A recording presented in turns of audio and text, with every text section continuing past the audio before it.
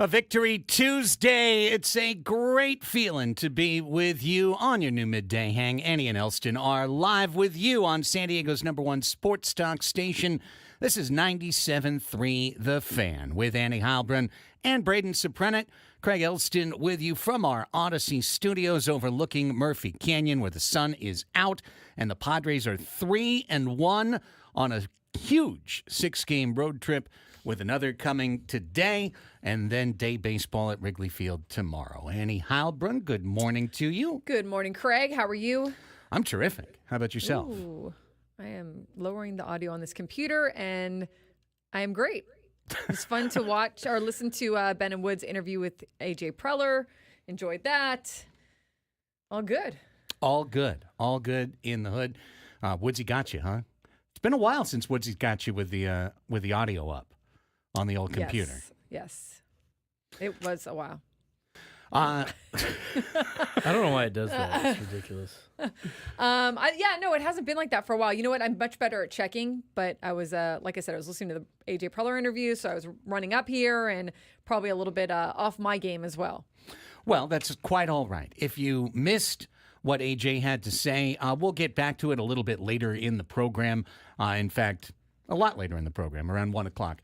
We'll bring you some highlights from AJ. I don't think he broke any news this morning. No. Just nice, solid, everything's good. I love Arias. I love Solano. We've got a competitive team, et cetera, which is true. This is the deepest roster we've seen for the Padres in 3 years. Right, and talked about some of the arm injuries to pitchers, kind of gave his perspective on a little bit of that and what they're looking at in the minors. So, yeah, just a nice to hear from him. Well, I'll tell you what, I'm really excited about today's show, Annie. We've got our little shared Google document, and every day, especially in the morning after I drop off the kid, kind of in there making sure what's going on for the show. And there's sometimes I think, we're going to have a good show today. And then there's other times I'm like, okay, this show's locked in. And that's today. Today, this show's locked in. We're going to talk a lot of Padres baseball in the first 2 hours of the program with you. Coming up at 11:30, we'll be joined by Dylan, who's the lead writer at the Substack Letters to AJ, doing just wonderful analytical and also not poetic, but somewhat lyrical writing on the San Diego Padres. He's done a couple of tremendous pieces in the last couple of weeks, one breaking down Mike Shilt's decision-making on that classic take the run off the board call that Annie and I talked about at length last week. He put one up about some of the ways in which the pitching and the defense has let the Padres down on Monday. We'll talk to Dylan coming up at 11:35 as part of our Padres Deep Dive Hour. We'll talk about the acquisition or the entrance of Donovan Solano into the Padres roster, what that means. Coming up also at 11 in the Deep Dive Hour, it just occurred to me as we saw, it was kind of tangential to our conversation yesterday regarding the end of the starting rotation.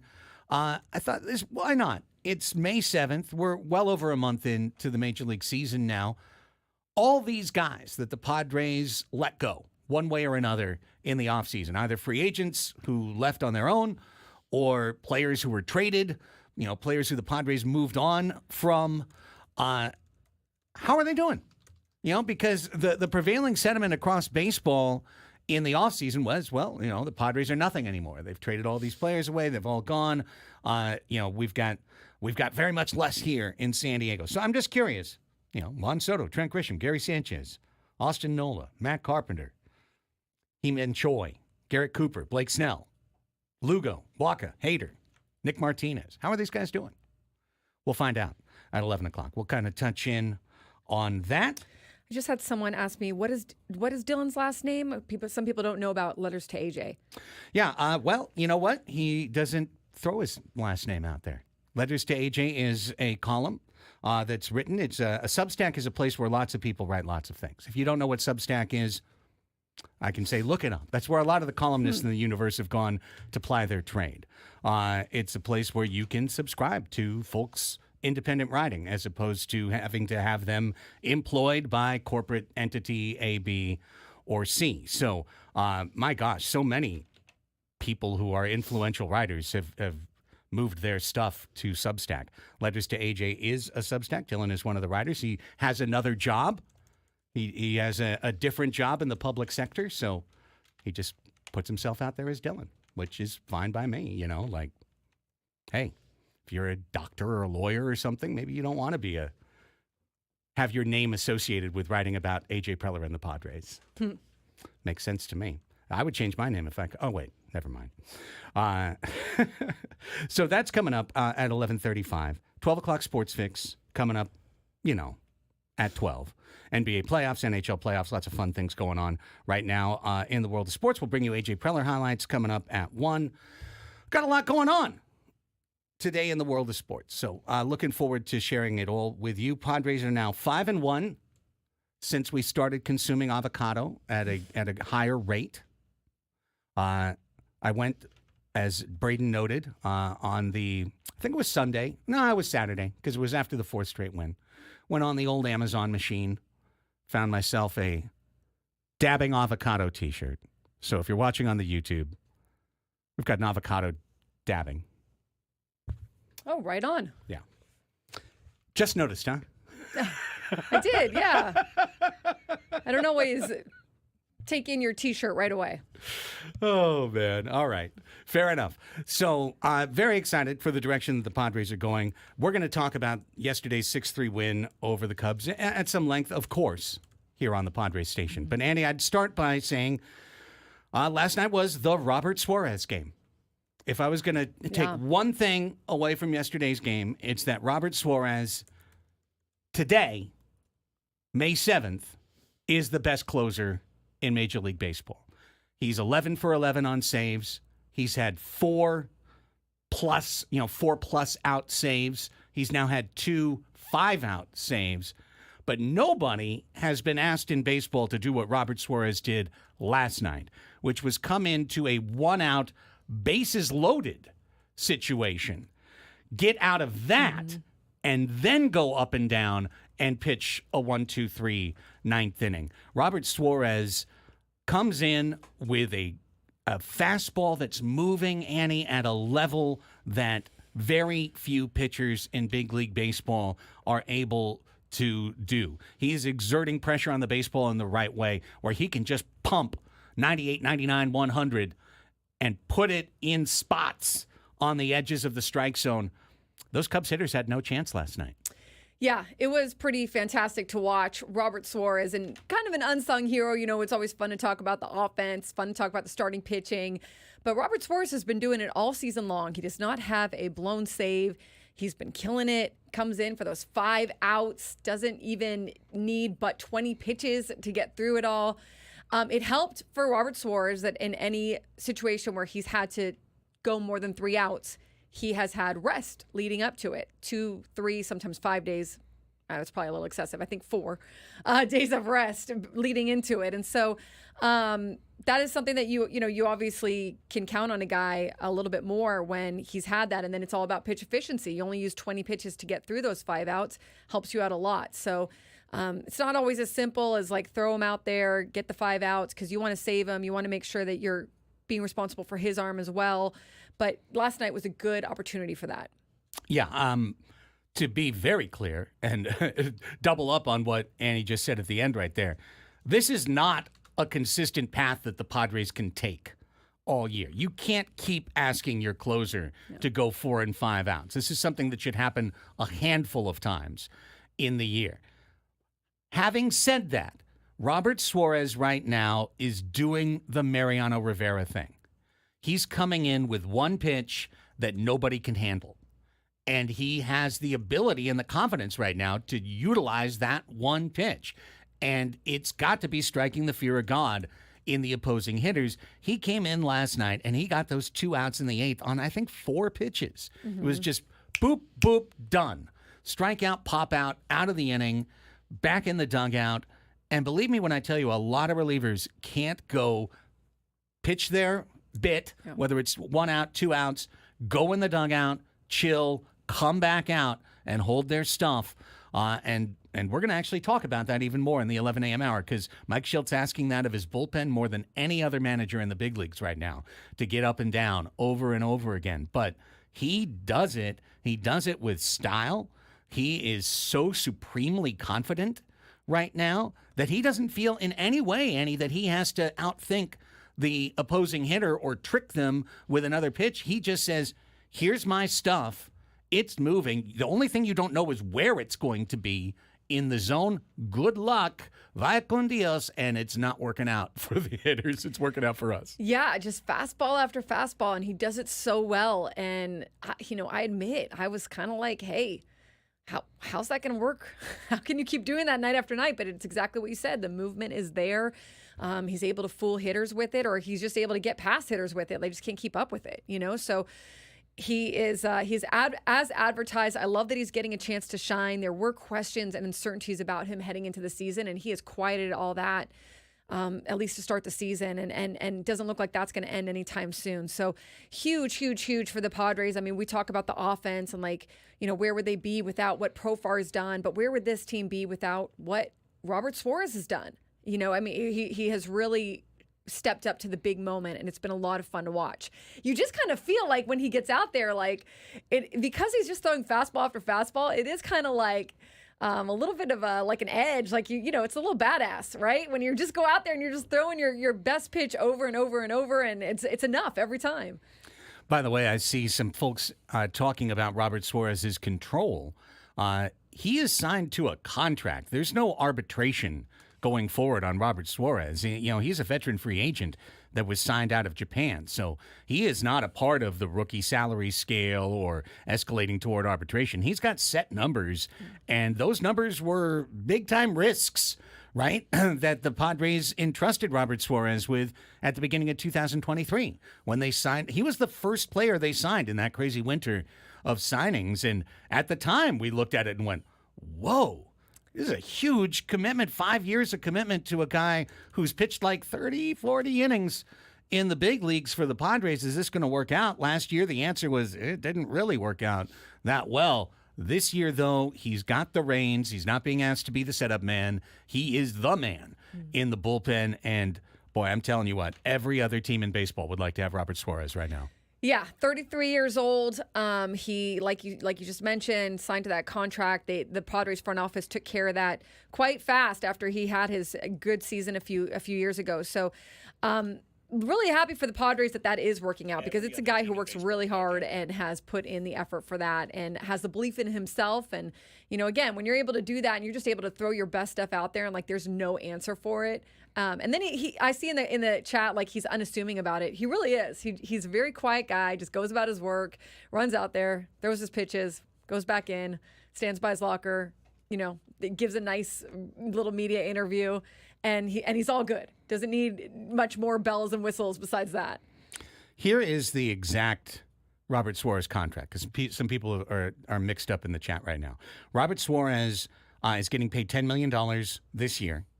He gets paid $10 million next year, guaranteed. Then Suarez has player options for 2026 and 2027 at $8 million each. If Suarez keeps pitching like this, you can throw away those player options, because he'll get to the end of next year as a 2-year established closer, and he'll go out and hunt for a bag.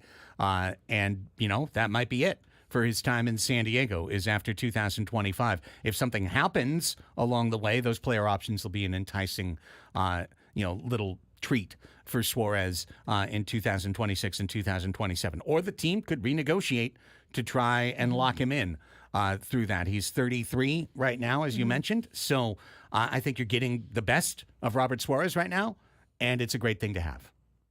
Period. So great move. A.J. Preller putting the trust in Robert Suarez, and Robert Suarez has repaid the trust. And Mike Schilt has put his trust in Robert Suarez. He's already pitched 15 innings for this team this year with a 0.59 ERA and 11 saves. Yeah, really, really good. And one that, again, you look at and you're like, this team The way the bullpen was going last night, you needed Robert Suarez to come in there and shut that down and clean, finish. Even though Estrada got that first out and that bases loaded inning, you were asking a lot to have him get the next 2 outs. So really good by him. And again, like Craig just mentioned, you don't want to do that every time. And they don't want to do that every time. And Mike Schultz said that after the game. And Robert Suarez said after the game, too. I saw it in the UT this morning. You get fatigued, night after night if you do that sort of thing too much, or even if you're just pitching multiple nights in a row. So they understand, I think, that they've got to get those shutdown innings from their relief staff, and they're working on it.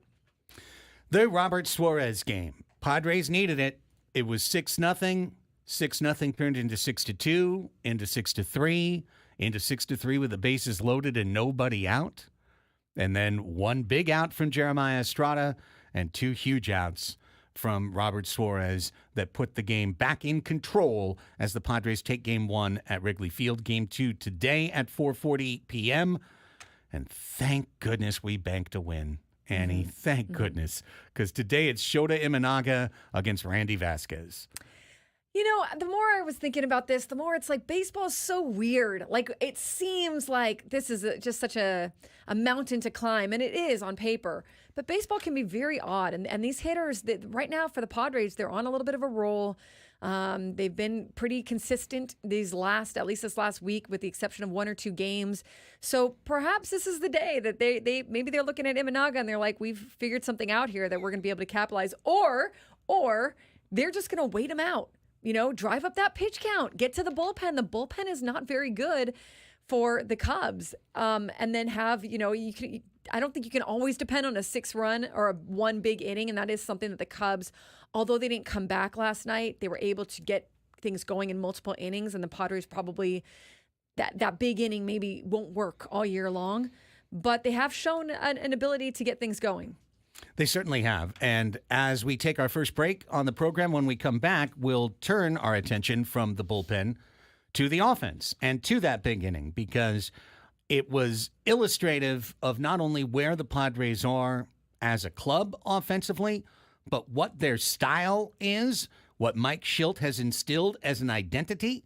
And boy, that identity was out there on the base paths for everyone to see in the top of the 6th inning at Wrigley Field last night. We'll talk about it as we continue. Fun one for you today. Settle in. Annie and Elsten, your new midday hang with you on San Diego's #1 sports station, 97.3 The Fan.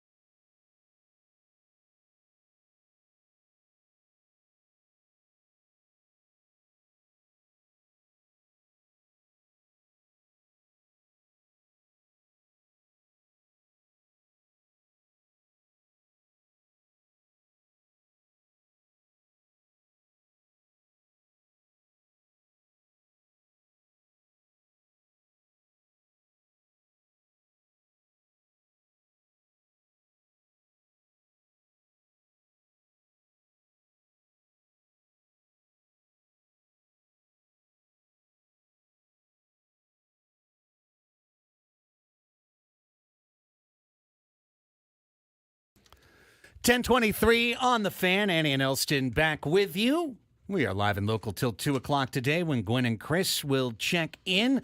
Tony Gwynn Jr. live from Wrigley Field in Chicago. Chris Ello, Matt Scraby from our studios here.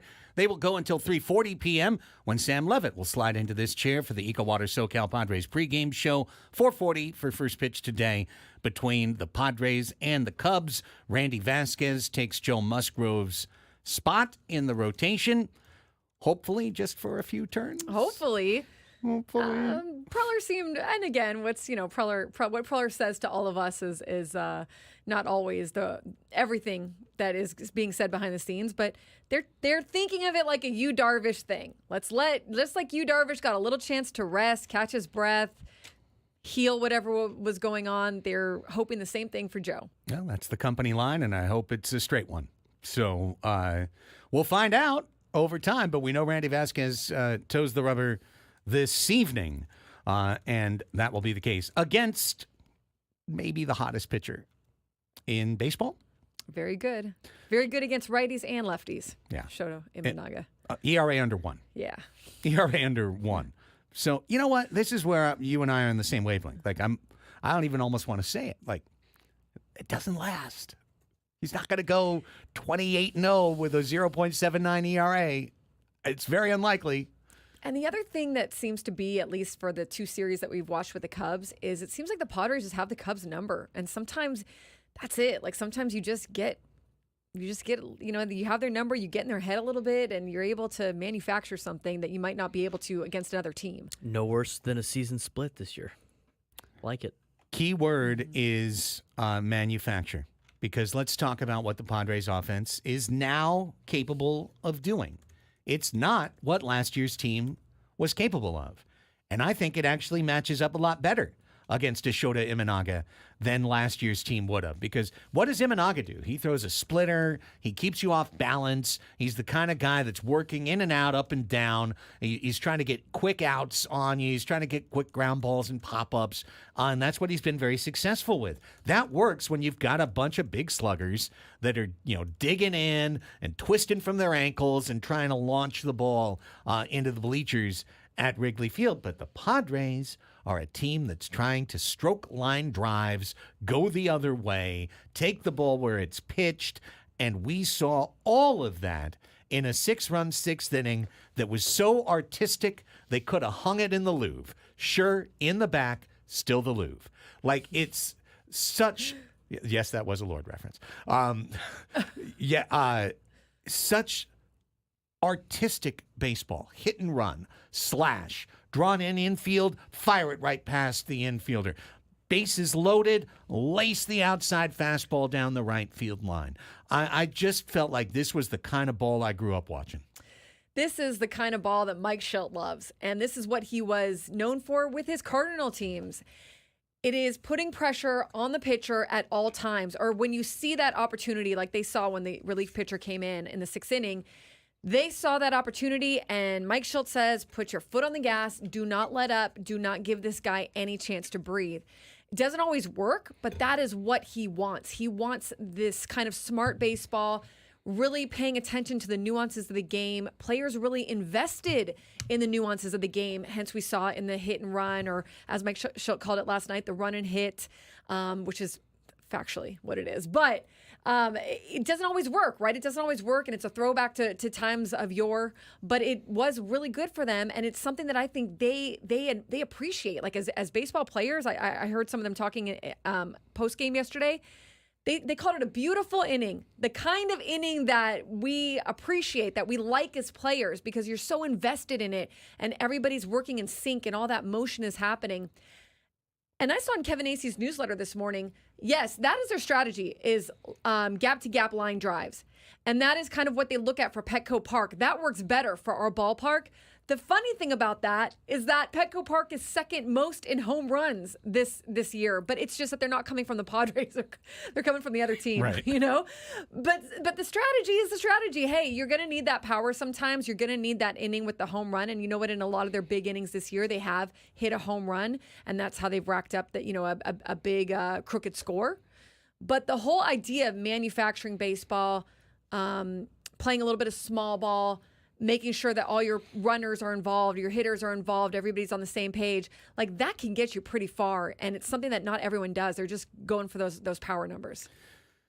Now, the hit and run used to be a significant enough factor in baseball strategy that it was talked about, pretty regularly since the advent of bomb ball and, money ball and recognizing WRC plus and all this stuff. The hit and run became a less utilized, less sexy option. If you're watching YouTube, by the way, Braden's throwing up some of the highlights. This is the sixth from inning. that sixth inning. This is the sixth inning where, not to cut you off, this is the first time I've seen this team have selfless at-bats.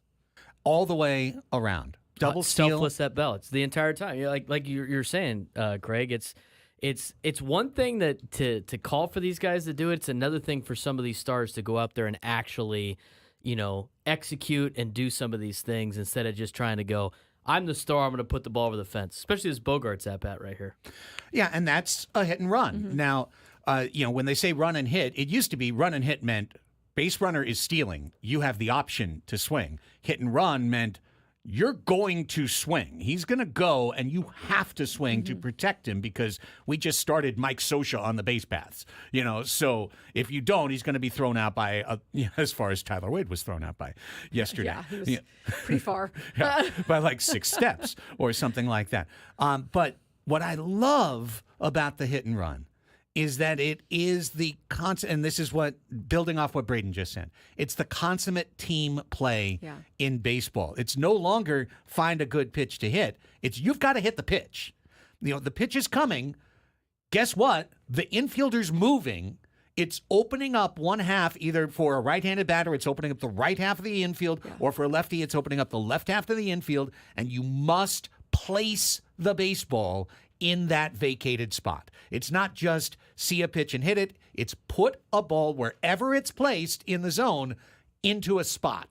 And it's always go the opposite way. So it's a pure team play. The hitter is sacrificing any opportunity to get a home run, any opportunity to get a double or an extra base hit. And quite often they can look stupid. Yes. If the pitcher ties them up on a high inside pitch.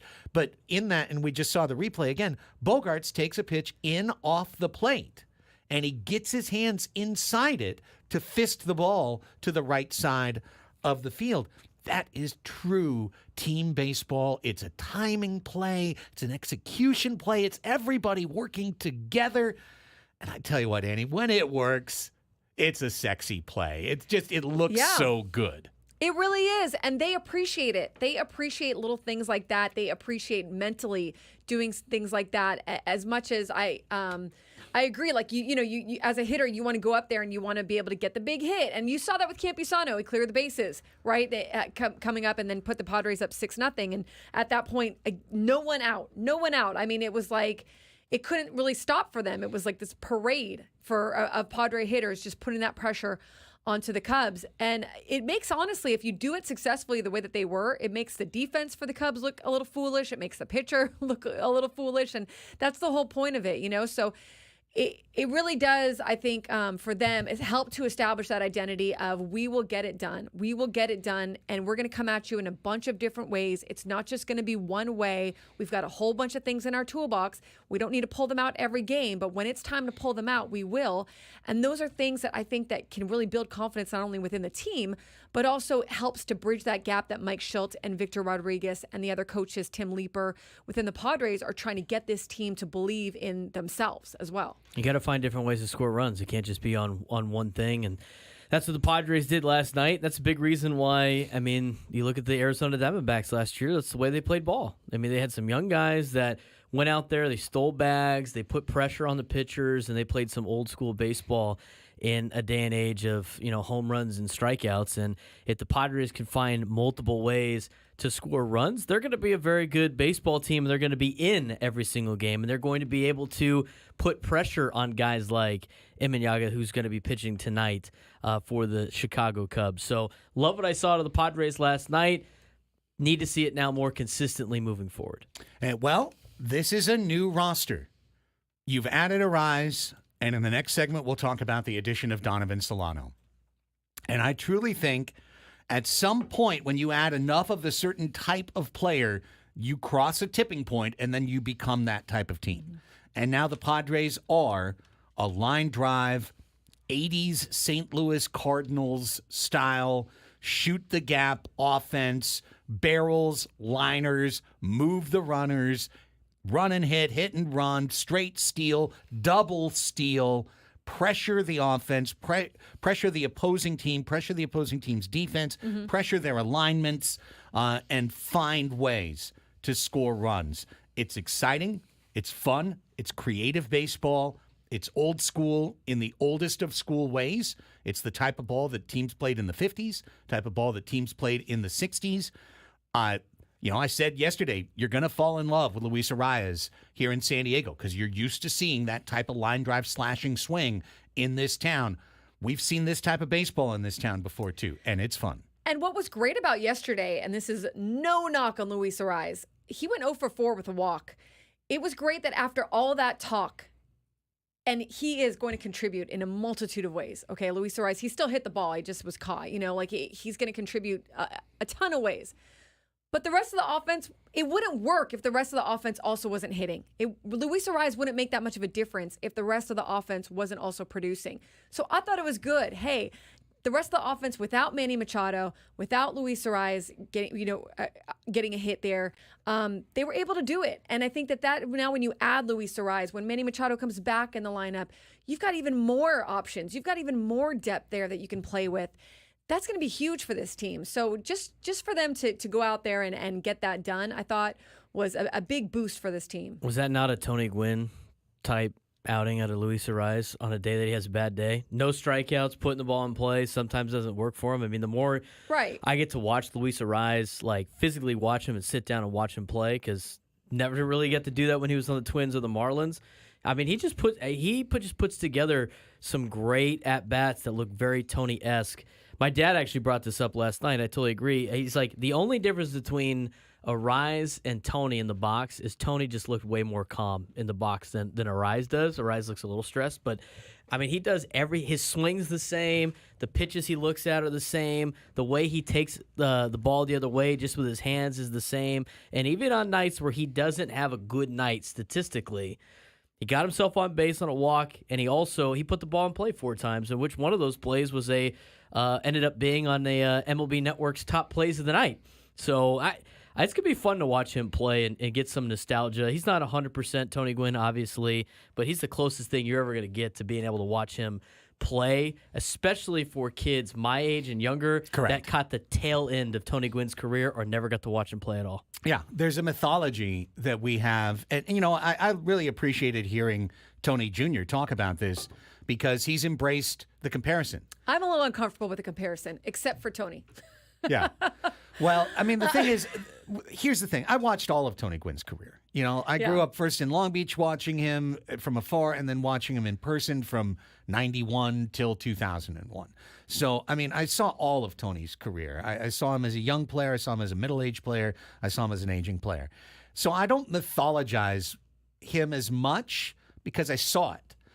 And it was that great approach. It was letting the ball travel in the zone. It was slashing the ball, but also ripping a pitch that's down the middle, up the middle, and turning on the inside pitch and sending it down the right field line. It wasn't exclusively the 5.5 hole. That was just a term that he came up with. As a hitter, this is what Tony Gwynn was. Now, when he got older and he met with Ted Williams, and famously, they had an off-season conversation where Ted Williams told him he needed to turn on the ball more and pull the ball more. That's when you saw his highest slugging percentages. That's when you saw him in 1997 slug over 500, hit 17 homers and double 35, 40 doubles. He changed for the better as a hitter as he got older because he continued to refine his craft while keeping his bat speed. And there's no reason to think, by the way, that Luis Arias won't continue to hone his craft as a hitter as he gets older because he is a master craftsman. Master craftsmen improve their tools as they continue. The difference is that Tony Gwynn was a 5-time Gold Glove right fielder who had speed early in his career, and therefore was a complete player. He was a complete player, 100%. So that's a major difference. Arise in the box looks very similar to Tony, the way he stands, the way he uses his hands, all that stuff. But overall, I mean, he is.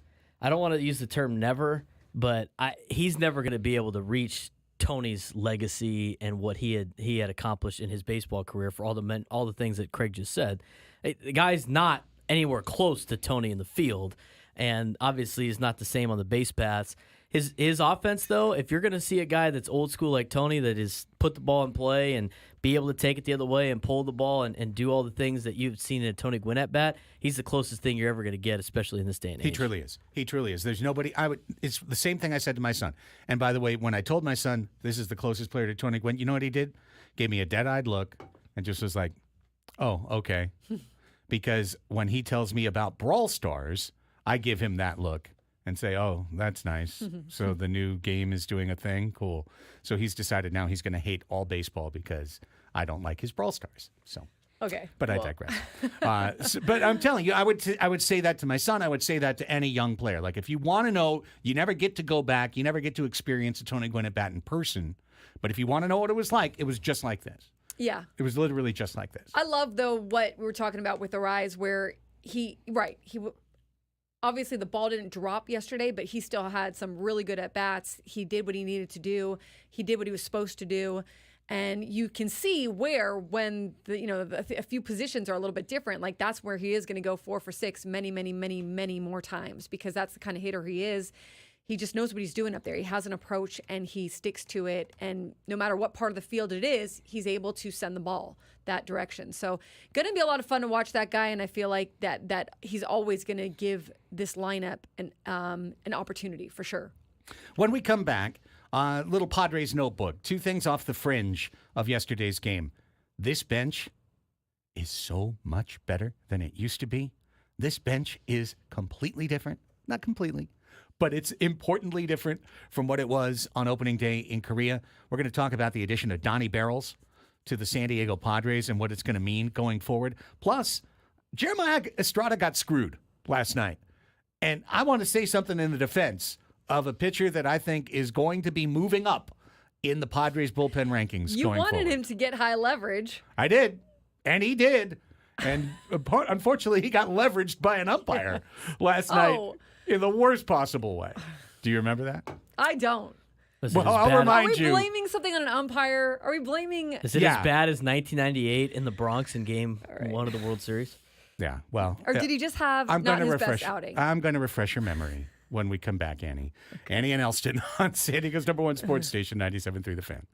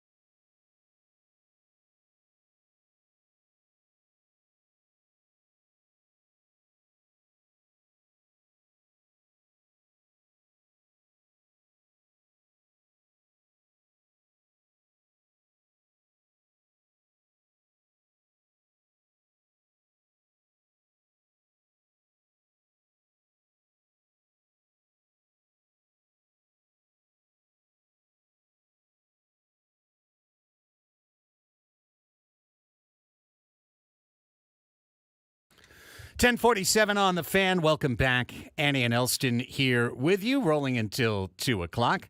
Annie Heilbrunn, Craig Elsten, Braden Soprena. Appreciate you joining us here on a lovely, victorious Tuesday morning. Going to look for a third straight series coming up this afternoon. Tune in every Thursday at 10 a.m. for 97.3 The Fan's commercial-free Padres Roundtable, featuring Ben and Woods, Annie and Elsten, and Gwynn and Chris, presented by San Diego Roundtable Pizza. For takeout or delivery, go to roundtablepizza.com. Roundtable, the last honest pizza. Okay. Two marginal additions to the Padres that are going to deliver marginal impact that might help the Padres squeeze out a couple more wins this year. That could be the difference between finishing on the outside and getting that number 6 spot and making it inside the playoff bracket. I love this kind of stuff. This is the thing I'm always looking for from a general manager. Make the smart acquisitions on the edges. Make the small moves that make your team better. I think we've done that twice in the last 2 weeks. Let's start with yesterday and a move that we knew was coming, Annie. Donovan Solano was signed to a minor league deal. That by picking him up, they've guaranteed $1.5 million to Donovan Solano, more than Profar, to come up. And Donovan Solano joined the bench yesterday, stepped in at third base. He can also play first. He can also play second. He could probably play short in a pinch because he's a player Preller acquired. So all players must at least have the chance to play short. And Donovan Solano stepped right up and showed you immediately the kind of player that he is, has been, and is going to be for the Padres. A tremendous at-bat, 6-7 pitch at-bat to draw a walk, and then the next 2 times up, line drives up the middle for the Padres to build that 6-run inning.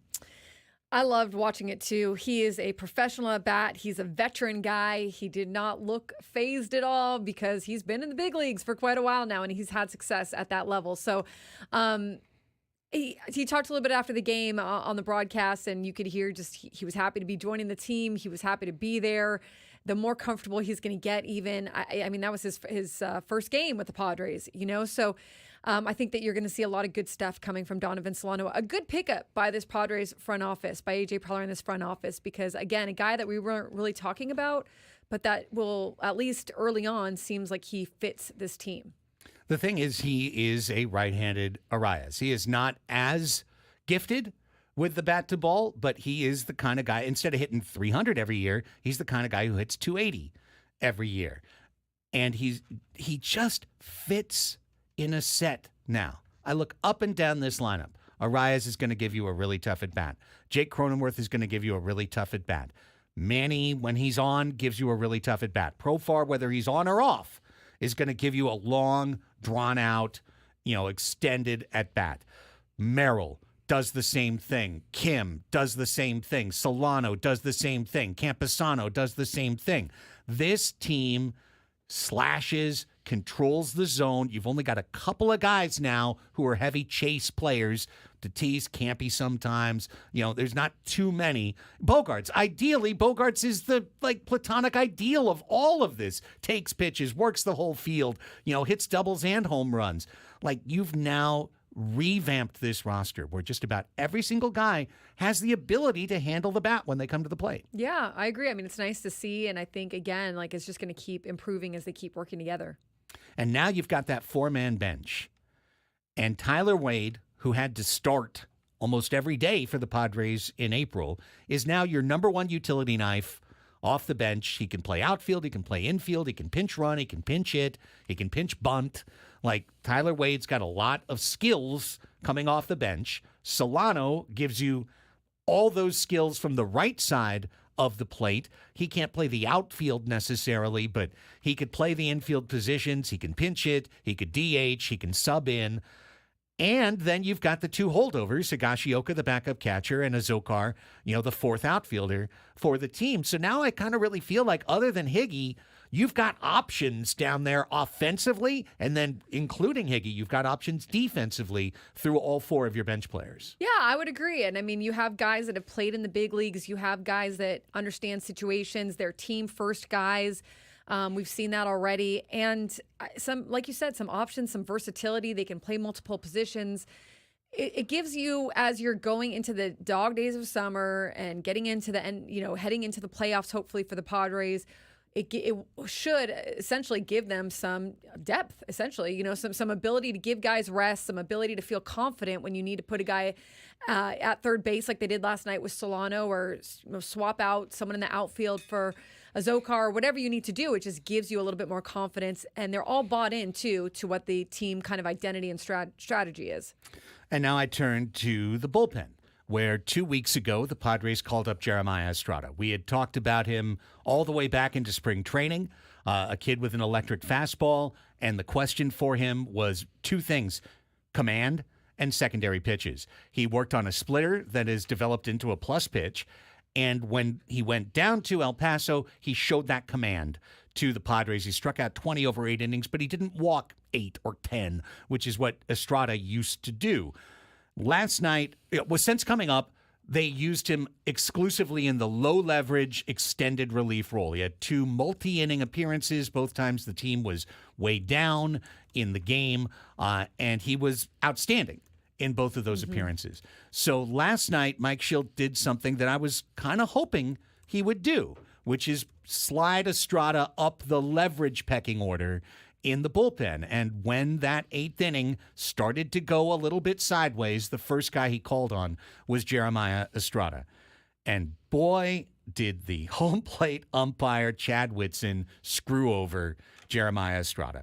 I'm not here just to always pick on umpires, okay? But Scorecards does a great job. It's a daily, they get their own report cards, but we get to see a public report card. Last night, Chad Whitson rated in the 12th percentile of umpires this year for accuracy. And in particular, what he had was a shoebox strike zone. He had the smallest zone possible. So Estrada came in, did his warm-ups, and then had an issue with his pitch comm and took off his hat to adjust his pitch comm. And as he did that, Chad Whitson said, ball 1. That's a pitcher's clock vibe, because he wasn't engaging the hitter at the 8-second mark. You have to be engaging the hitter with 8 seconds left on the clock. However, he was messing with his pitch comm. He wasn't staring into space or something. I've seen it a million times. I've seen pitchers at 0 go, my pitch comm, and it was like the most obvious bluff, and they still get away with it. And in this case, Estrada just got dinged. So he started the at-bat, ball 1. And then he throws a pitch outside, ball 2, 2-0. And then he gets a strike. And then he pitches another one just off the plate, 3-1. And then he throws one right inside the zone, like literally inside the zone, every piece of the baseball inside the strike zone. And Chad Whitson called ball 4. So he walked a batter on a 2-2 count. Count should have been 2-2, and it's like, go to first base. Yeah, I mean, it's staggering to look at. It's terrible to look at. We've had this conversation about umpires, and we'll keep having it, where it's like, they have a tough job, but you don't want to see numbers like this where the accuracy is so low. I will point out, and this is my thing with umpires every time. I think the Padres, I haven't checked recently, but they lead the league in getting pitches called in their favor that are called as strikes but are actually balls. So like the Padres are the beneficiaries of bad umpiring all the freaking time. And that is why I kind of look at it and I go, you know what? It just sort of balances out, man. Like, it sucks in this position, but he does have opportunities. Like, every pitch is an opportunity to get a strike and to turn things around. But yeah, of course, it sucks for him in this instance, for sure. Hey, I agree with your general point about umpires. I'm saying in this specific instance, yeah, it stinks. Jeremiah Estrada got screwed. So instead of looking at him like, oh, that was a mistake, I wouldn't do it again, I would 100% roll him out there in the 8th inning again in a similar situation. However, I would not like him to roll in with runners on base. That's one of the things we'll talk about in the second hour and our Padres Deep Dive. We continue forward. It's going to be a fun show, so stay with us. Annie and Elsten here on San Diego's #1 sports station. We are 97.3 The Fan.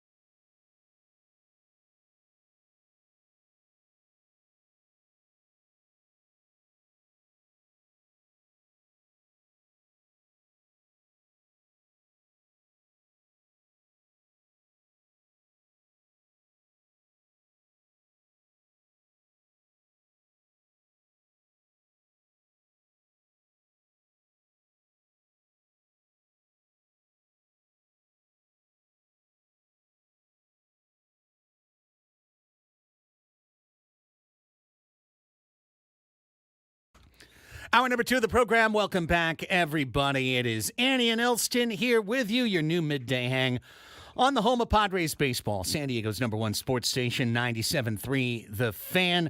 With Annie Heilbrunn and Braden Suprenant, I'm Craig Elsten, part of this multimedia operation to benefit the Odyssey Corporation. We are live on 97.3 FM radio. Hello to everyone in your cars. Hello to everyone listening to FM radio and somehow not in your car. We appreciate you for your versatility. Hi to everybody listening on the Odyssey app. We are streaming worldwide on the Odyssey app, AUDACY.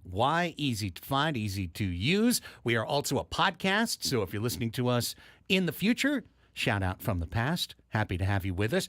And last but certainly not least, we are a YouTube TV show. Every day we are streaming live in video with you on the 97.3 The Fan page on YouTube. Find the page, subscribe to it for free. If you're there watching right now, as many of you are, please smash that like button. Help build our algorithmy thing in a positive direction for the show and for the station going forward. However, wherever, whenever, thank you for being a part of Annie and Elsten. All right, Annie, hour number 2, deep dive time. Yes. I thought it'd be fun, and we can do this later in the year if it's need be, but to take a look at all the things that had us gnashing our teeth in the off season and see how they're shaking out so far. Plain and simple, very straightforward. Okay. Padres gave up on a lot of different players. Over half of their roster essentially is turned over from one year to another. 6 different position players aren't on the team. 5 key pitchers aren't on this team year over year. How's it going? What do you say? Let's find out. Let's look into it. Well, we'll start at the top. Why don't we take care of the toughest thing first? Everyone knew Juan Soto was going to be great this year, right? Mm-hmm. Contract year, 25 years old, heading into what he hopes will be the biggest contract this side of Ohtani. The Padres traded for Juan Soto knowing that 2024 would probably be the best year of his career.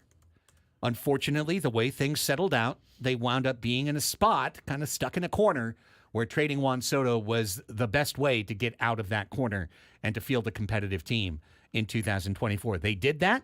The fruits of the Padres trade, are being realized, to be sure, because you've got Michael King in the rotation, and Drew Thorpe was a key part of the trade for Dylan Cease, and you've got Brito and Vasquez.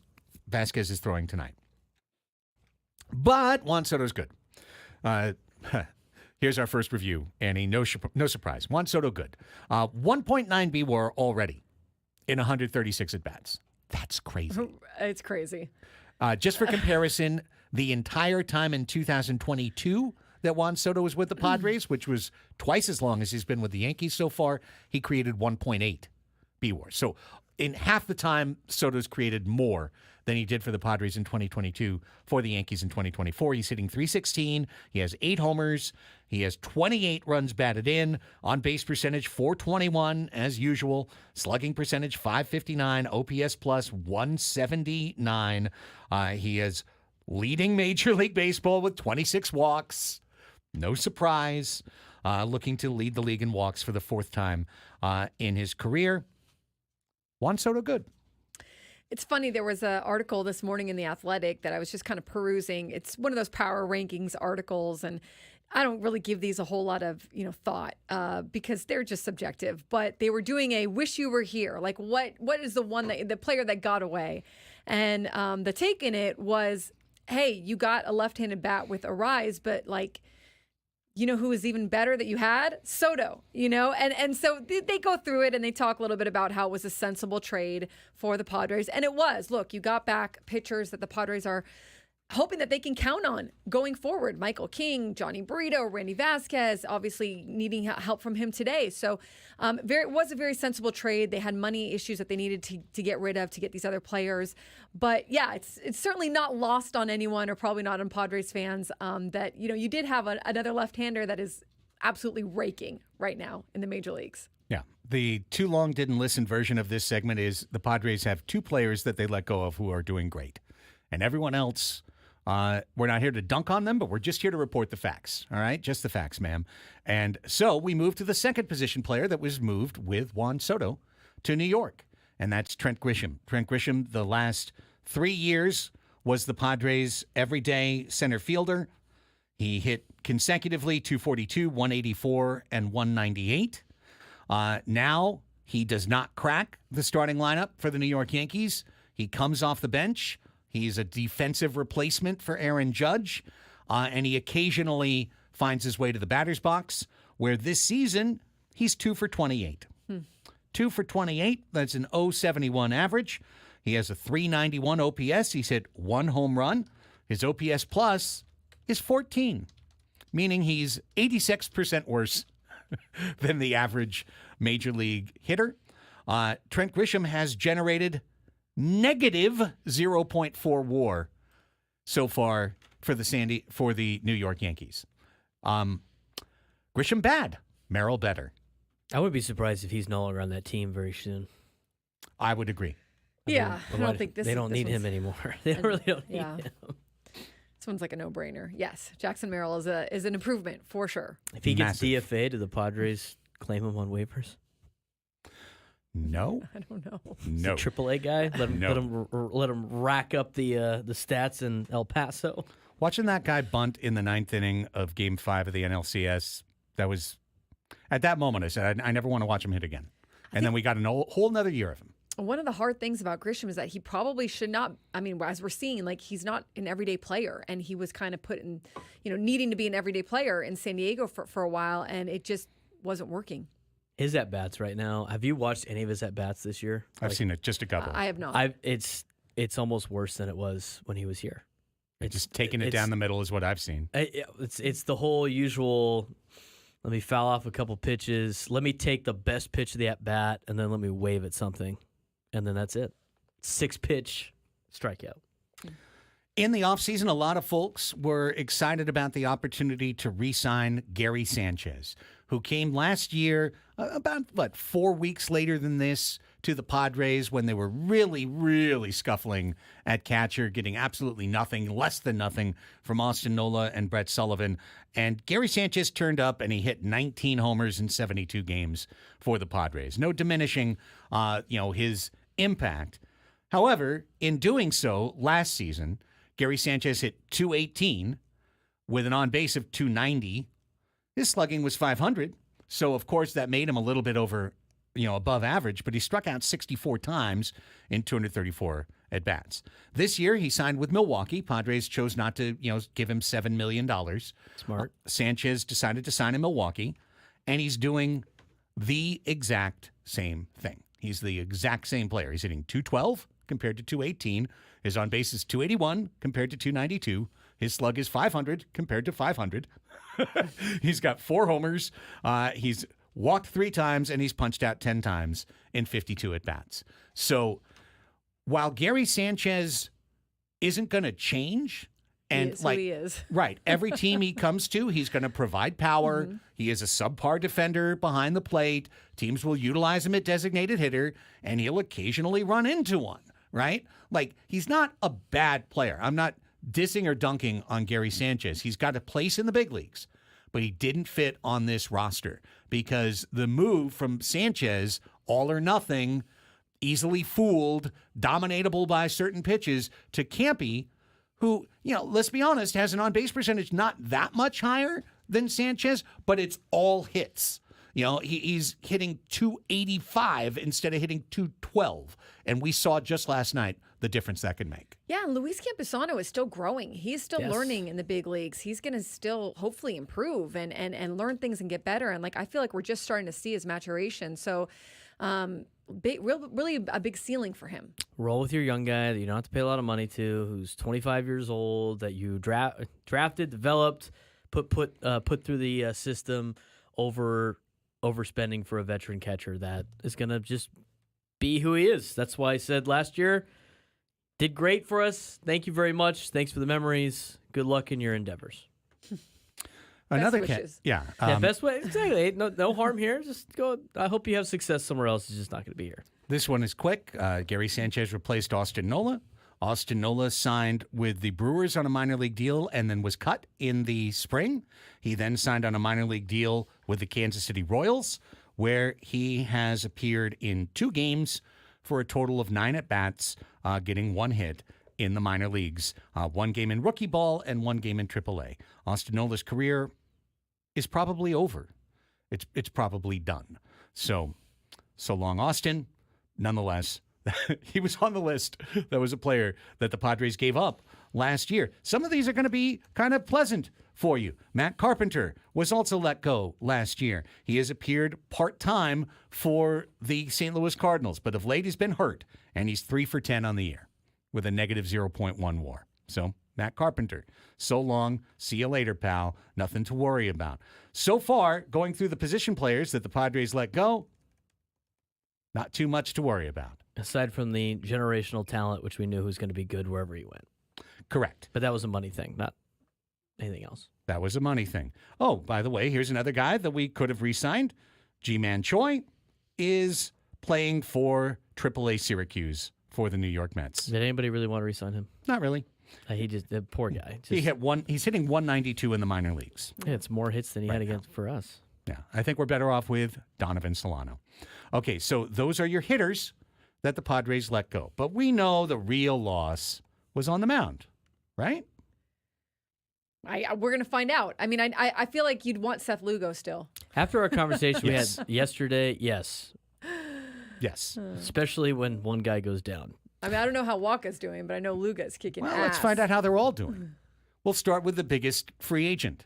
Blake Snell waited until the end of March to sign with the San Francisco Giants. We knew he was going to be in trouble. He has started 3 games for the Giants. They have lost all 3 games. His ERA is 11.57. He's on the injured list. His whip is 1.971. He's given up 18 hits and 5 walks in 11 2/3 innings. I thought in the offseason that was a timing situation where after a certain point, if you didn't sign him, he wasn't going to be very good after a certain point during the offseason, just based on his history of offseason work. And once it leaked into spring training, you're like, whoever signs this guy is going to be very disappointed, at least in the first year. Well, he's been as bad as anyone could possibly be. Yeah, not going well for Blake. It's the worst he's ever been, right? Correct. He's never been worse than this. Oh, he's a slow starter, da-da-da. Like, no. Well, when you pick up the ball for the first time in spring training, Yeah. in most years that are not contract years, you're going to kind of play like that. Now, here's the guy who you'd like to have back.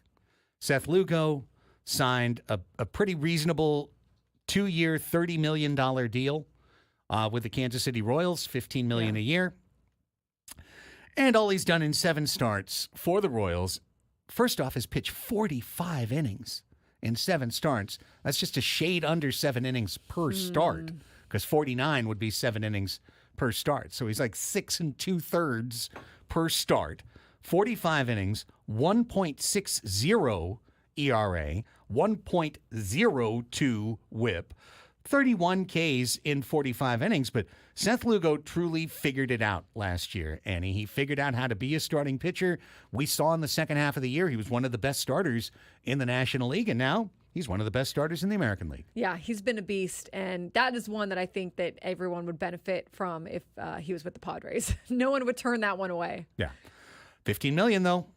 Right now, $15 million would have put them over the apron. I think signing Seth Lugo last year, you knew what you're going to get out of this, right? It was like, we're going to sign this guy to potentially be a starter. If he does really well, we're not going to be able to afford him. And if he doesn't do that well, it's like, all right, well, our plan didn't work out. So he did really well, came to a point where it was like, all right, he played over what we expected. Thanks again for the memories. You're going to be too expensive. Best wishes. We can't afford you anymore. That's why that one makes sense to me. I'd love to have him back, obviously, but he played himself into a contract that the Padres couldn't afford because, remember, they signed him very cheap because they were the only team that was going to give him an opportunity to start. Mm-hmm. And they kind of made him the starter that he is now. Correct. Now, the other guy who the Padres held an option on was Michael Wacha last year. They could have just pressed a button and re-signed him for 2 years, $32 million, and they didn't. They let Wacha go to the market where that number proved to be exact on the number because the Royals signed him to 2 years, $32 million. So far, Michael Wacha, 7 starts, 1-4 record, 5.50 ERA, 45 hits allowed in 37 and 2/3 innings, 4 homers, whip of almost 1.5, 1.460, almost 11 hits per 9 innings allowed. His fielding independent pitching is almost exactly on the number to last year. Last year it was 3.89. This year it's 3.83. So he's pitched to some unluck. He's pitched to some bad defense along the way. But Michael Wacha's numbers, I had to use this in the Waldron discussion yesterday. Annie, they're almost equivalent to what Matt Waldron's done this year. Yeah. And I mean, not with the price tag. The Padres avoided that price tag. I think the way he's pitching this year is what Padres fans were afraid of signing him last year. Mm-hmm. He was always going to have those arm issues. That's the thing. He's hurt all the time, right? He always has to have like a break in his season. Mm-hmm. He had a shoulder last year. I mean, that wasn't going to go away. He's 32 years old. And for how much is he getting right now? 16? Yep. For $16 million, I mean, I could spend that money elsewhere, right? I could try to find, I'd rather find other spots where I could spend on my roster, especially if I'm trying to stay underneath a luxury tax threshold. Mm-hmm. I mean, right now, if that signing was keeping you from making a deal at the deadline to make your team better, you'd be fuming right now. So I thought out of all the pitchers that you decided to let go, I thought this one made the most sense just because of his age and his injury history and how much he was going to cost. It was another one of those, thanks for the memories, best of luck. Yeah. He was one of those arm management guys, and so especially if Darvish and Joe, and we don't know this, but say that they do need certain breaks throughout the season or whatnot, then now you have another one with Michael Wacha, who is going to have a period of time that he's not going to be able to pitch, especially if you're trying to use him in the postseason. This is why it's very important to not just go out and give guys contract extensions just because they happen to have good years for you. Because sometimes it's not sustainable. Right. And just because the guy had a great year in a Padres uniform and it goes the saying, you can't fall in love with ball players. Sometimes you got to let some of those players go and be like, you know what? I don't think it's going to happen again. I don't think he's going to be able to replicate this.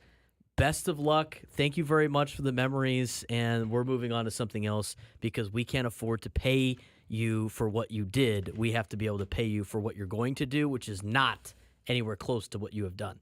And it's also, this is happening because the budget is less.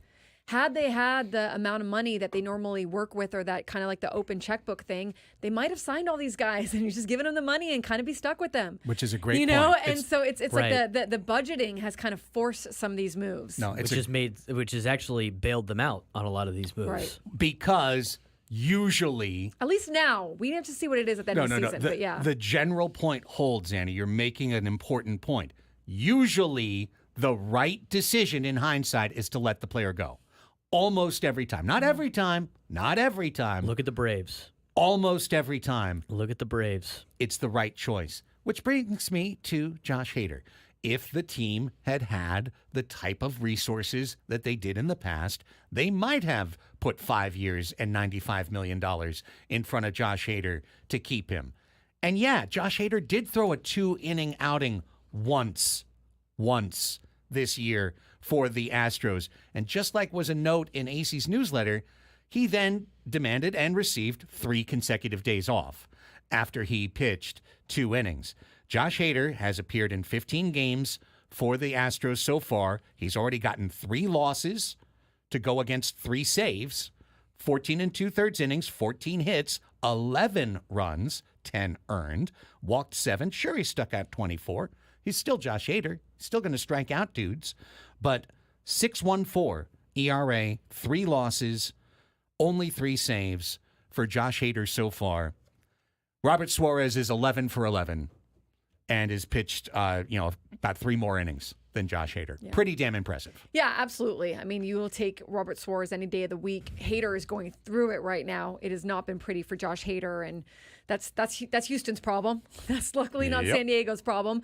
Again, I think you got to look at it by the end of the year and see. Hopefully there's no injuries that come along the way. Hopefully there's no arm shutting down. Hopefully there's not things like that. Because it's we're still in like week 5 or whatever. But certainly to start the season, you are very impressed and happy with what Robert Suarez has been able to do, and the fact that they did promote him as they had planned on to be their closer, but again, Josh Hader would have been very enticing if they were in the same position with the resources that they had, I'm sure. He was a luxury that they couldn't afford at this point in time, and it happens to work out right now that he's not doing very well either. But at the same time, Josh Hader's the least of the Astros' problems right now. They have a lot of issues with their pitching staff. I mean, I don't even think they have any starters like going right now that were expected to start the season. A lot of them might be out for the year. They are a disaster down there in Houston, and it's going to be very interesting to see how they climb out. But you've already seen him say, as Annie and I thought, I mean, he's already like, well, I'm open to pitching multiple innings. I'm open to pitching that because he's no longer a mercenary. He got his contract, right? I mean, that's the thing. And here's the deal. I don't want to take anything away from Robert Suarez because I think this guy has been outstanding this year. But you can't compare him going the extra mile for the Padres under a long-term contract to a mercenary in Josh Hader who was at the deadline, as a hired gun, who's worried about his contract that he hadn't gotten yet. I think those are apples and oranges comparisons.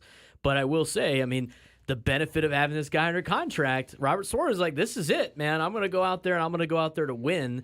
And I loved his attitude. I think the way that he has been open to doing those things. I think it's a lot easier when you got guaranteed money and you've gotten your big contract, especially for a guy that spent most of his time playing internationally before finally getting his major league debut at age 31. Mm-hmm. But credit to Robert Suarez. He's like, you know what? My fastball plays, and they can't hit it, and I'm just going to go after it. And here's the other thing, too. Like, I know he's throwing hard, but he's not like his slider guy that's going to just put serious damage on his arm. He's just sitting there, I'm throwing fastballs, I'm going to mow you down. He's been a great asset for this Padres team.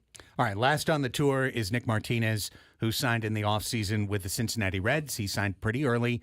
He also signed, pretty affordably, 1 year, $14 million with a player option for next year, the very same kind of deal that if AJ had unlimited funds, he might have thrown at Nick Martinez to keep him. And he's not doing anything horribly, but Nick Martinez has a 5.1 ERA, 0-2 record. He's shuttling back and forth from the rotation to the bullpen, so it's not like you lost out on a great fifth starter already, even in Cincinnati.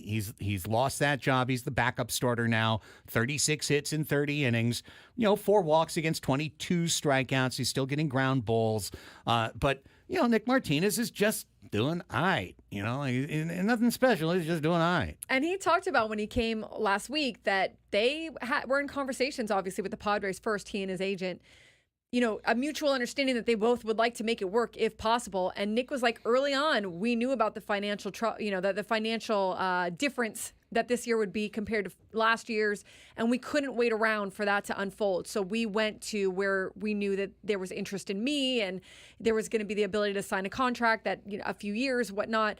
So, again, that kind of points back to that financial stability or security that maybe was there in years past.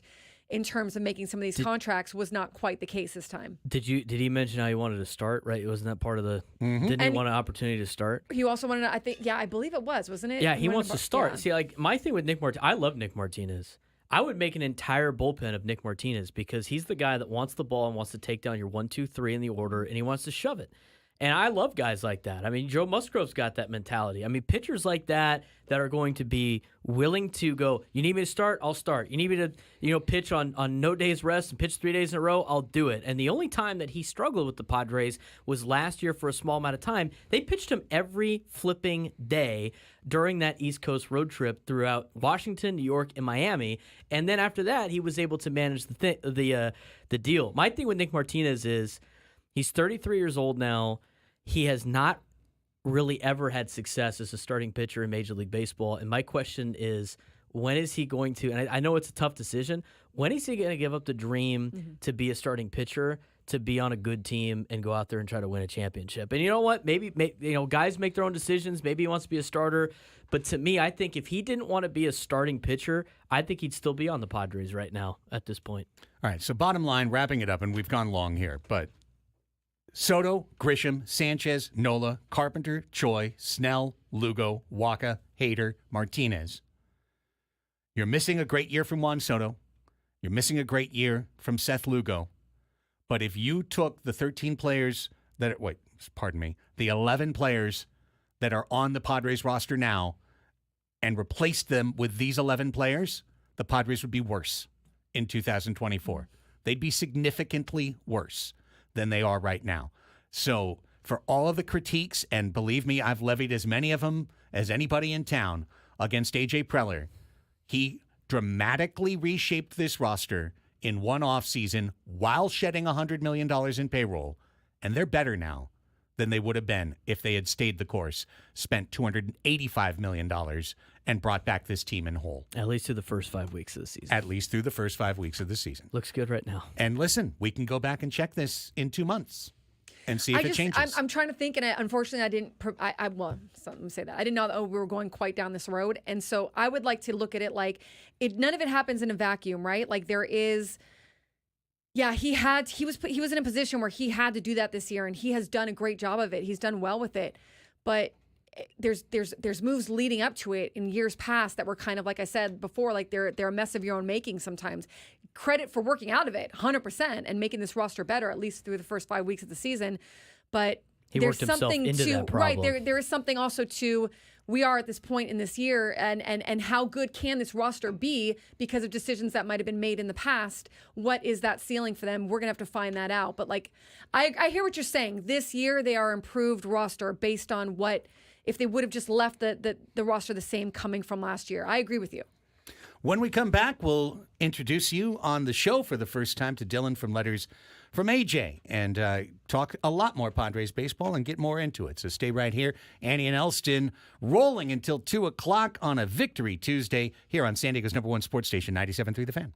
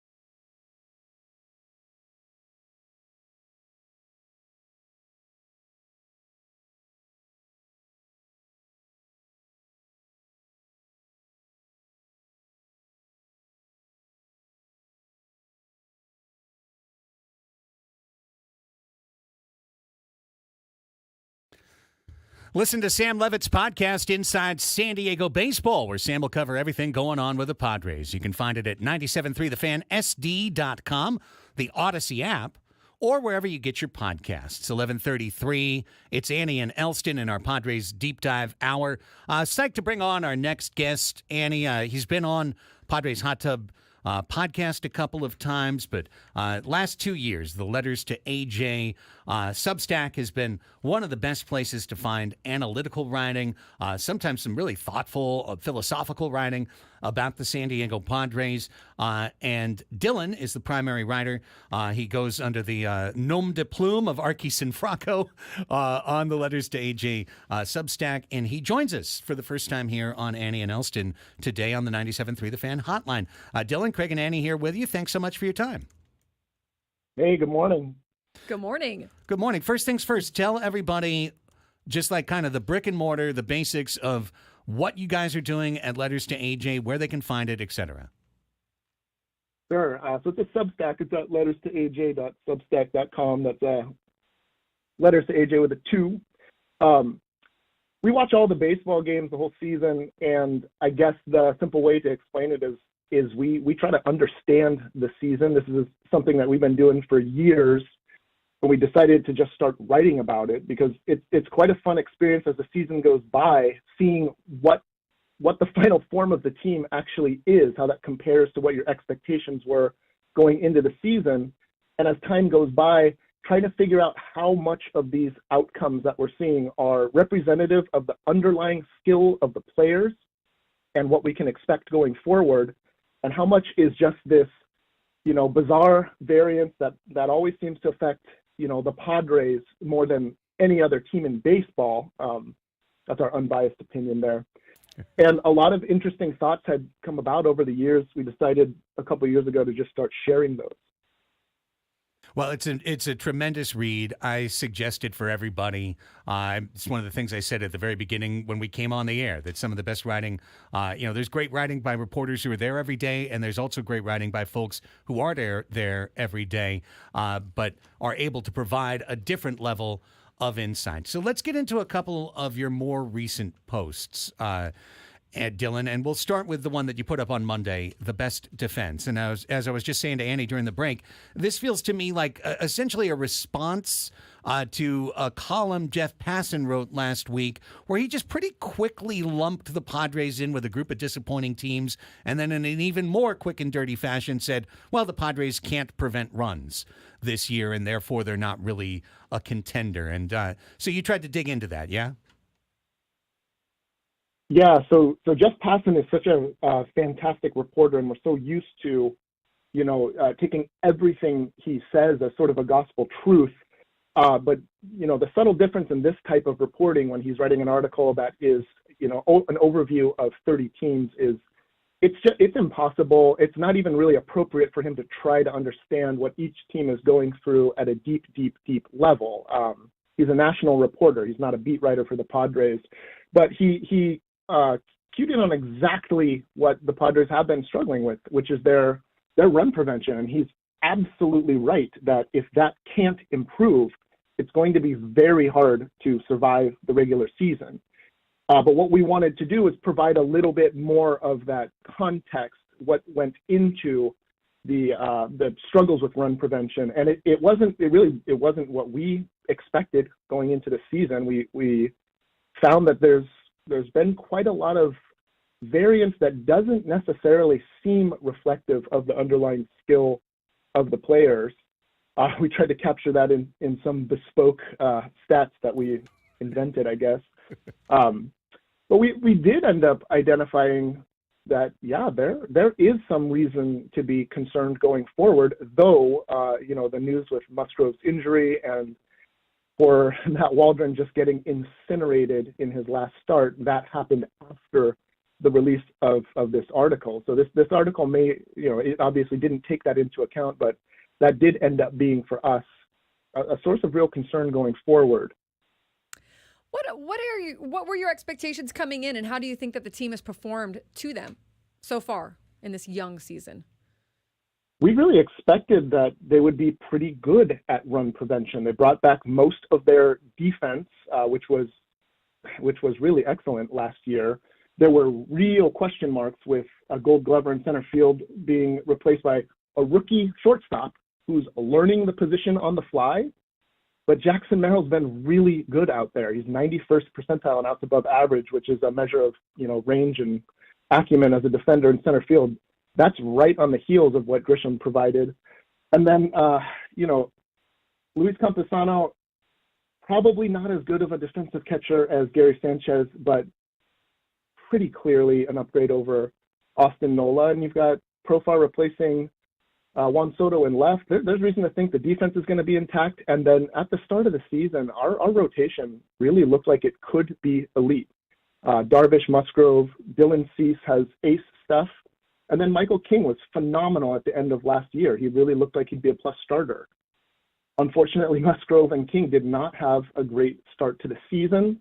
And that didn't lead to the type of run prevention that we were expecting. But there's also just been kind of a ridiculous number of things that seem non-representative of the skill of the players that have happened. An unbelievable number of errors from the best defenders on the team. And then those errors turning into unearned runs at an inordinately high rate, something that really shouldn't just keep happening the rest of the year. Indeed. We're talking to Dylan from the Letters to AJ Substack, and I thought you broke this down in the most recent post very well, because you can look at things such as outs above average, the type of stats that look at the Padres' range and their ability to make exceptional plays, and see that San Diego is still performing at a very good level on that aspect of defense. But it appears to be on the margins, Dylan, where things have fallen apart for the team. The combination of misplays that aren't necessarily recorded directly as errors, and then I think a lot of this is directly attributable to Waldron, to be honest, but the inordinate number of pass balls and wild pitches that the team have issued, which are free bases for the opponent. Specifically with the Waldron point, that was what we expected when we tried to dive into the data. The pass balls and wild pitches combined, the Padres are leading the major leagues. And you can presume with a knuckleball pitcher, maybe that's where a lot of it's coming from. But Waldron has one wild pitch on the season. A lot of the wild pitches are distributed amongst pitchers that you don't think of as wild pitchers. 3 of those were Pedro Alvarez, who's since departed. But it just, on the whole, it feels like something that's probably not going to just keep happening and happening. And then you alluded to these kind of misplays that are not in the box score. We highlighted one from the Arizona series where Jackson Merrill's credited with a throwing error, but you watch the play and you can see Matt Waldron's not backing up home plate. And as the play develops, you can see he realizes in the moment he's not in position, and he scrambles to try to back up the play, and it's just not in time. And that's an error on Merrill, but the misplay clearly is on Waldron. But if you think about what that means prospectively going forward, if anything, that happening to Waldron probably makes it less likely he's going to make that same mistake in the future. These are the kind of, freak misplays or momentary lapses of concentration that they don't probably represent some kind of systemic problem that is going to define the season for the team. What's your view on the identity of the offense? It's very clearly different than what we've seen in years past. The offense is very contact heavy and situational hitting heavy, and those are probably the 2 traits that have gone most out of favor in baseball as a whole. The lineup last year, it ended up producing a decent number of runs, but it was very feast or famine. It was very dependent on power and the home run with long droughts in between, and just strikeouts up and down the order. You see a completely different lineup makeup this year with contact pretty much almost throughout the lineup, with the exception of our power hitters. And that's a lineup that's optimized around more consistent output of offense. But the critique of that sort of lineup, it's a reasonable one, which is there probably is a trade-off in terms of the total upside, total number of runs you can expect scored over an entire season with a contact-heavy roster. That might end up being fewer total runs than a very power-dependent feast or famine lineup. Yeah, I mean, I've read so much that you've written the last 2 years about this, and I would invite people to go back kind of through the Letters to AJ archives, because you guys did such an impressive and explicative breakdown of clutch and of what baseball takes to mean as clutch and to how modern baseball has moved away, as you just said, from some of the aspects that most directly correlate to clutch hitting in Major League Baseball. It's pretty straightforward when Nellie Fox and Tony Gwynn are like numbers 1 and 3 on the all-time clutch hitting list. Line drive approach is a great way to get one run across the board. It's a great way to get a runner in with 2 outs compared to a walk, home run, strikeout, 3 true outcomes. However, 3 true outcomes over the course of 162 games probably will net you more runs on the margin. However, I've got to imagine you are enjoying seeing this transition to a team that's kind of embraced what you wrote about all of last year. It's definitely enjoyable. The feast or famine aspect of 3 true outcomes baseball can be a little frustrating to watch because those droughts are pretty painful. I mean, it's really fun when it's clicking and you're hitting long balls, but the droughts really do make it a slog to watch. And from a fan perspective, a contact heavy lineup that's just spraying hits all over the yard, it's a pretty fun viewing experience. I think it sets up different risks, right? So if you've got a lineup that's probably going to produce more total runs, they're going to be distributed differently, but in a general sense, that means you can probably absorb a little bit worse run prevention on the other side, at least in theory. A lineup that is maybe not going to be putting up huge outbursts of double-digit runs all the time, but is going to be more consistent, that's going to be more dependent on consistently keeping games close. So the theory of the team's quite different, but it is definitely enjoyable to watch. One last thing, and we'll let you go, Dylan, but as part of your most recent piece, which was titled The Best Defense, you got into also a deep look at some of the pitchers who have been struggling for the Padres. And in particular, I found the part on Michael King to be very interesting because you were pointing out how badly he was missing his spots with his fastball, particularly in the Phillies start, and then turning that around and being a lot more accurate in terms of intended location of his pitches in Arizona. At one point, Michael King was on pace to break the Major League home runs allowed record that's been held by, I believe, Bert Blyleven forever since he passed Robin Roberts for the most homers allowed. But what are you seeing in terms of what makes it click for Michael King versus what makes it not click? I think it's command. His stuff is really good, especially his changeup. It's a total nightmare for hitters, but when it's not located and you can just see that this is not actually a fastball down the middle, it's very obviously a changeup that missed, he's not going to be very effective. And what we saw when we looked at his struggles is, yeah, he was missing with command, but it was a combination of bad process, missing with command, but also just getting punished for it in a totally not sustainable way. We had the Bryson Stott breakdown where he missed with location 2 times against him, and both of those happened to be in Stott's hot zone, and both times he hit a home run, but that is certainly not going to be the outcome, over infinite iterations of that matchup. But it's the command. If he can clean that up, his stuff really plays. And I think this is where you get into the purely speculative sort of like watching the games, the eye test, but in his last start, he still missed with location some, but he wasn't walking guys. And every time he missed with location, you saw this physical reaction where he was just frustrated. We interpreted that as this is very clearly a point of emphasis for him. He has worked with the coaching staff. They've identified this is your key to success. This is your key to unlocking that ace potential. You need to get the command under control. And, for the time being, we're going to have faith that he's going to figure it out. His stuff really plays. Dylan, thank you so much for the time. Again, we invite people to check out the Substack letters, the number 2 aj.substack.com. Free to read, free to enjoy. I know another piece coming out on Arias a little bit later this week. But thanks so much for making your Annie and Elsten debut. We'll definitely have you on again. Thanks for having me. There's Dylan. Thanks, Dylan. Awesome stuff. Appreciate it. Let's take a quick time out. Back with more deep dive on the other side of this break. Annie and Elsten on the Fan.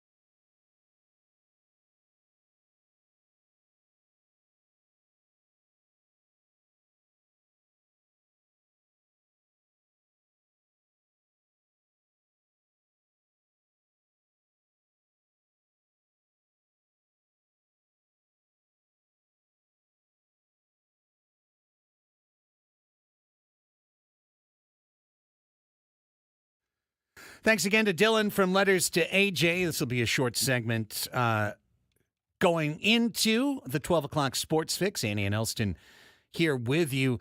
I was just looking at bullpen usage from last night because Yu Darvish went a great 5 innings. We didn't really talk about Yu in the first hour. He was dynamite again. He was paired up against Justin Steele.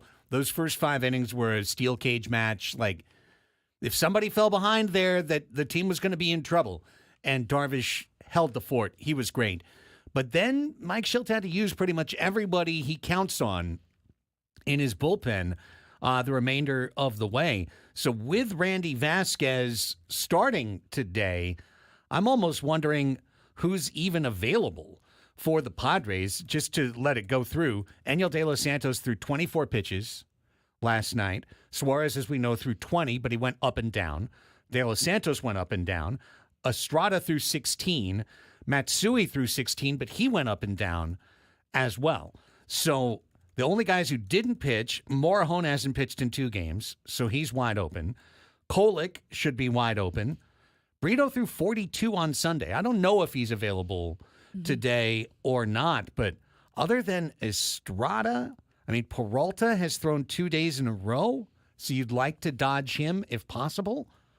Honestly, it's kind of a wear-it day, it looks like, for the Padres pitching staff. Yeah, I think that you're going to lean on Morejon, right? You're going to lean on maybe Kolek, maybe, I don't know.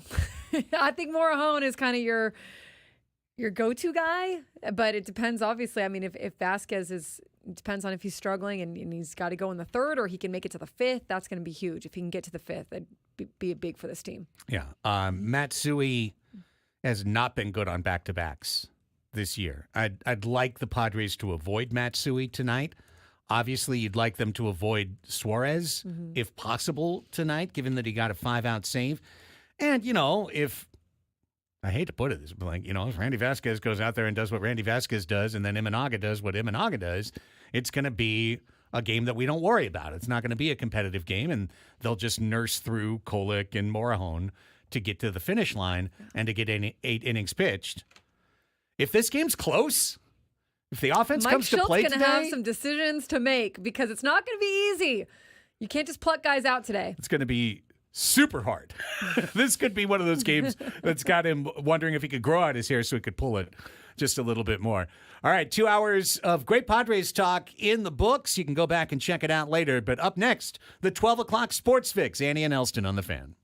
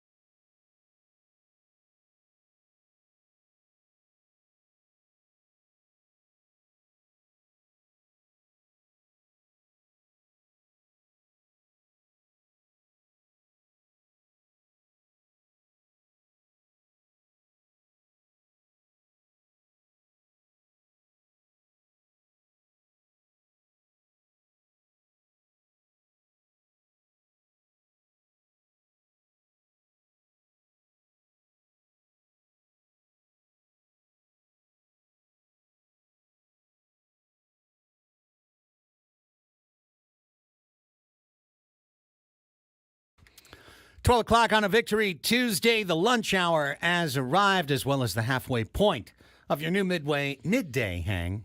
Midway on the midday. Yes.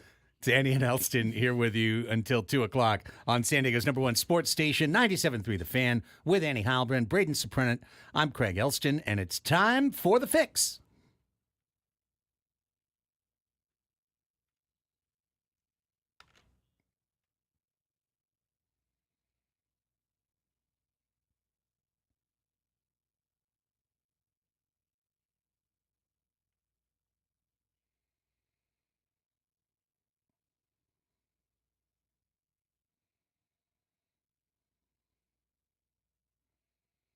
All the news that's fit to speak from the world of sports on May 7th, 2024. It's your 12 o'clock sports fix. It begins with my partner Annie and the baseball beat. There I forgot is, it. Braden. I It forgot was it there yesterday. I know.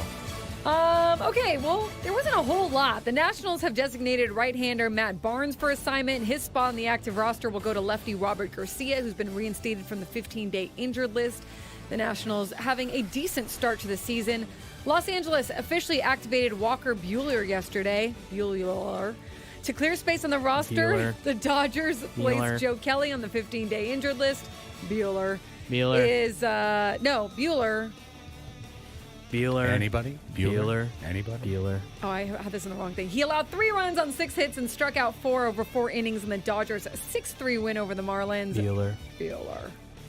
On this day back in 2016, Bartolo Colon left the Buehler. yard for his first and only career home run. It was off of one James Shields. Bartolo Colon was 42 years and 349 days when he hit that home run. And that play precipitated the trade of Shields. Who did the Padres get for Shields? Buehler. Anyone? Fernando Anyone? Tatis Jr. That is Buehler. right. Buehler. Yeah. Anyone? No Buehler. Lives in infamy for Padres fans. Who, if you were at that game, it was also hilarious. I mean, Yeah. it was fun, actually. Okay, the Padres beat the Cubs in Game 1 of a 3-game set yesterday with a huge 6-run 6th inning. Yu Darvish pitched 5 scoreless, and Robert Suarez notched a 5-out save. Today, it'll be Randy Vasquez on the mound for the Padres, taking the place of Joe Musgrove, who is on the injured list. This is Vasquez's 3rd spot start of the season. He has 5 strikeouts and 3 walks in 7 2/3 innings in the majors. Shoto Imanaga for the Cubs. He is 5-0 with a 0.78 ERA. Now, Sounds like he's due to give up a lot of runs. That's what I'm thinking, too. Is the wind blowing in or out, or is Time it to get that Well, ERA up blowing to in a 2. circle. Speaking know? of the wind, a tornado watch has been issued for parts of Illinois, Indiana, Michigan, and Wisconsin until 9 p.m. Eastern. Maybe Shota Imanaga does not take the mound today. Maybe this gets pushed today, and they have a more replenished bullpen tomorrow, the Padres. Yeah, I maybe mean, he who gets knows? whisked up and sent to the land of Oz. Well, no, we don't I don't want want- that. I don't wanna see Yeah. that. We don't I want to take down the just Cubs want at him their to be best. fine. Yes. but- Yeah, hey, to be the best, you got to beat yeah, the that's best. right. Give me the best. So we will find out.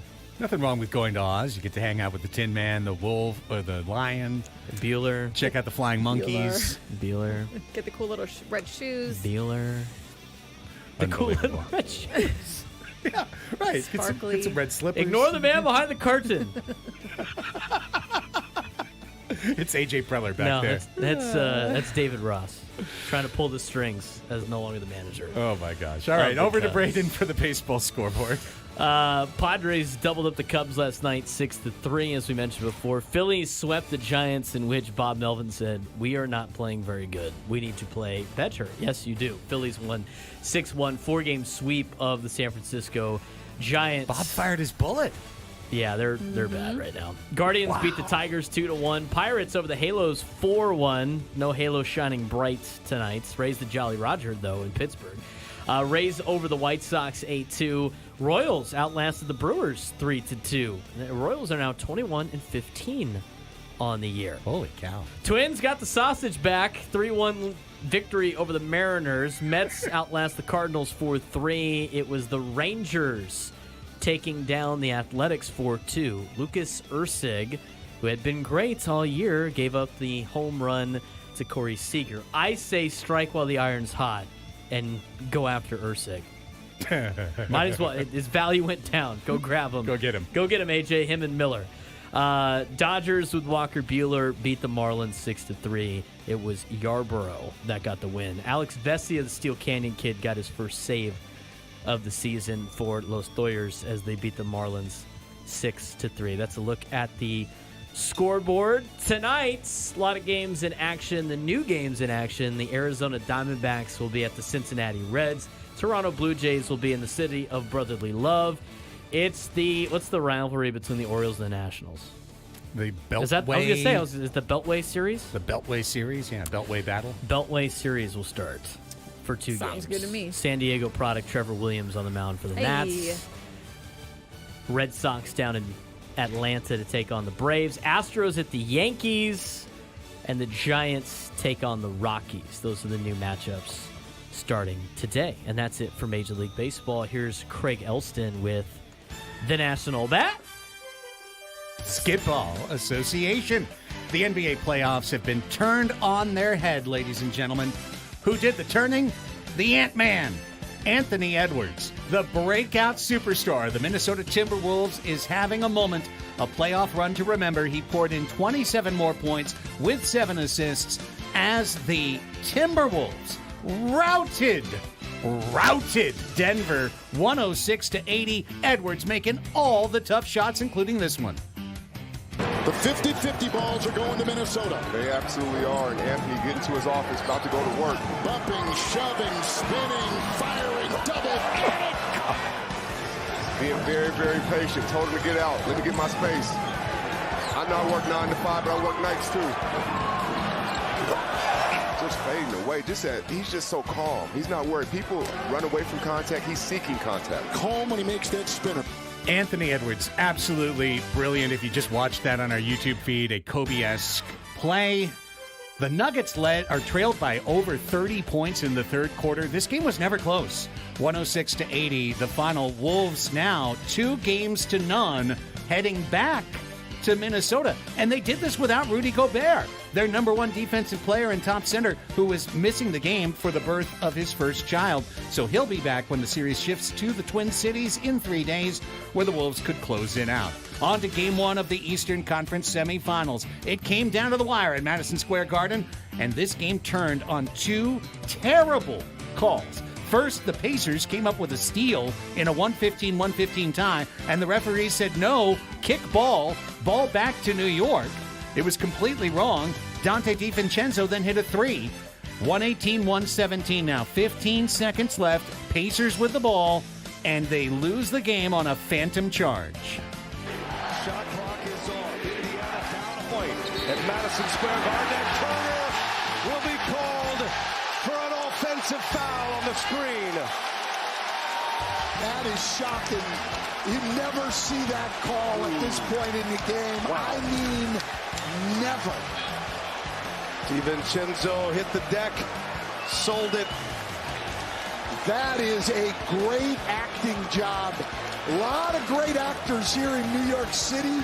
You see him on Broadway all the time. That's as good an acting job as you'll see. He technically was moving a little bit. Technically, and they reviewed it, and they kept the call, but it was a terrible call. New York held on for a 121-117 win. After the game, the officials admitted the kickball call was completely wrong, and they just blew it. So, not much you can do with that except put it in your pipe and smoke it.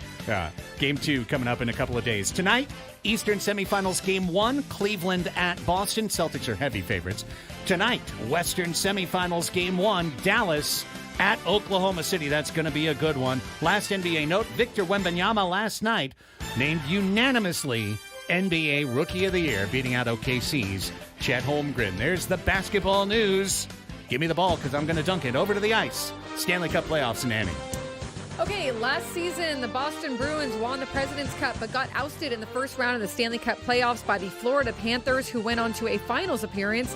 This year, Boston and Florida meet in the Eastern Conference semifinals, and the Panthers are the higher seed. Game 1 in Florida last night saw a standout performance from Bruins goalkeeper Jeremy Swayman, who stopped 38 of 39 shots against him. The Bees took control with 3 goals in the second period. Moves in. Brazo to the backhand. Score!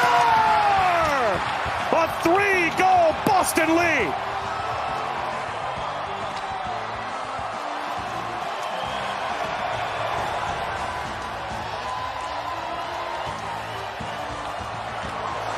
Bruins.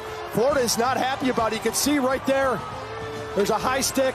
Lori on Lundell. Look out. And as this puck pops out, it's Brazo. Strong power move. Bang. Bruins went on to a 5-1 win, taking a 1-0 series lead.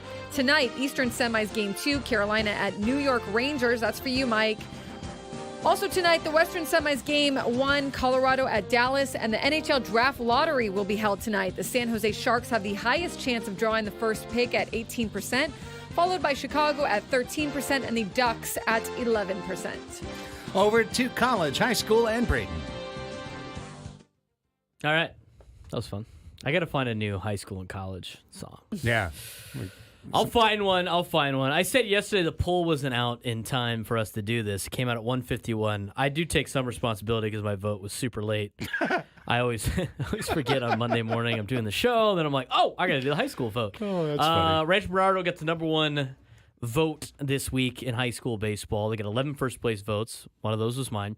Cathedral got 7 first-place votes at number 2. Granite Hills got 4, and St. Augustine 2.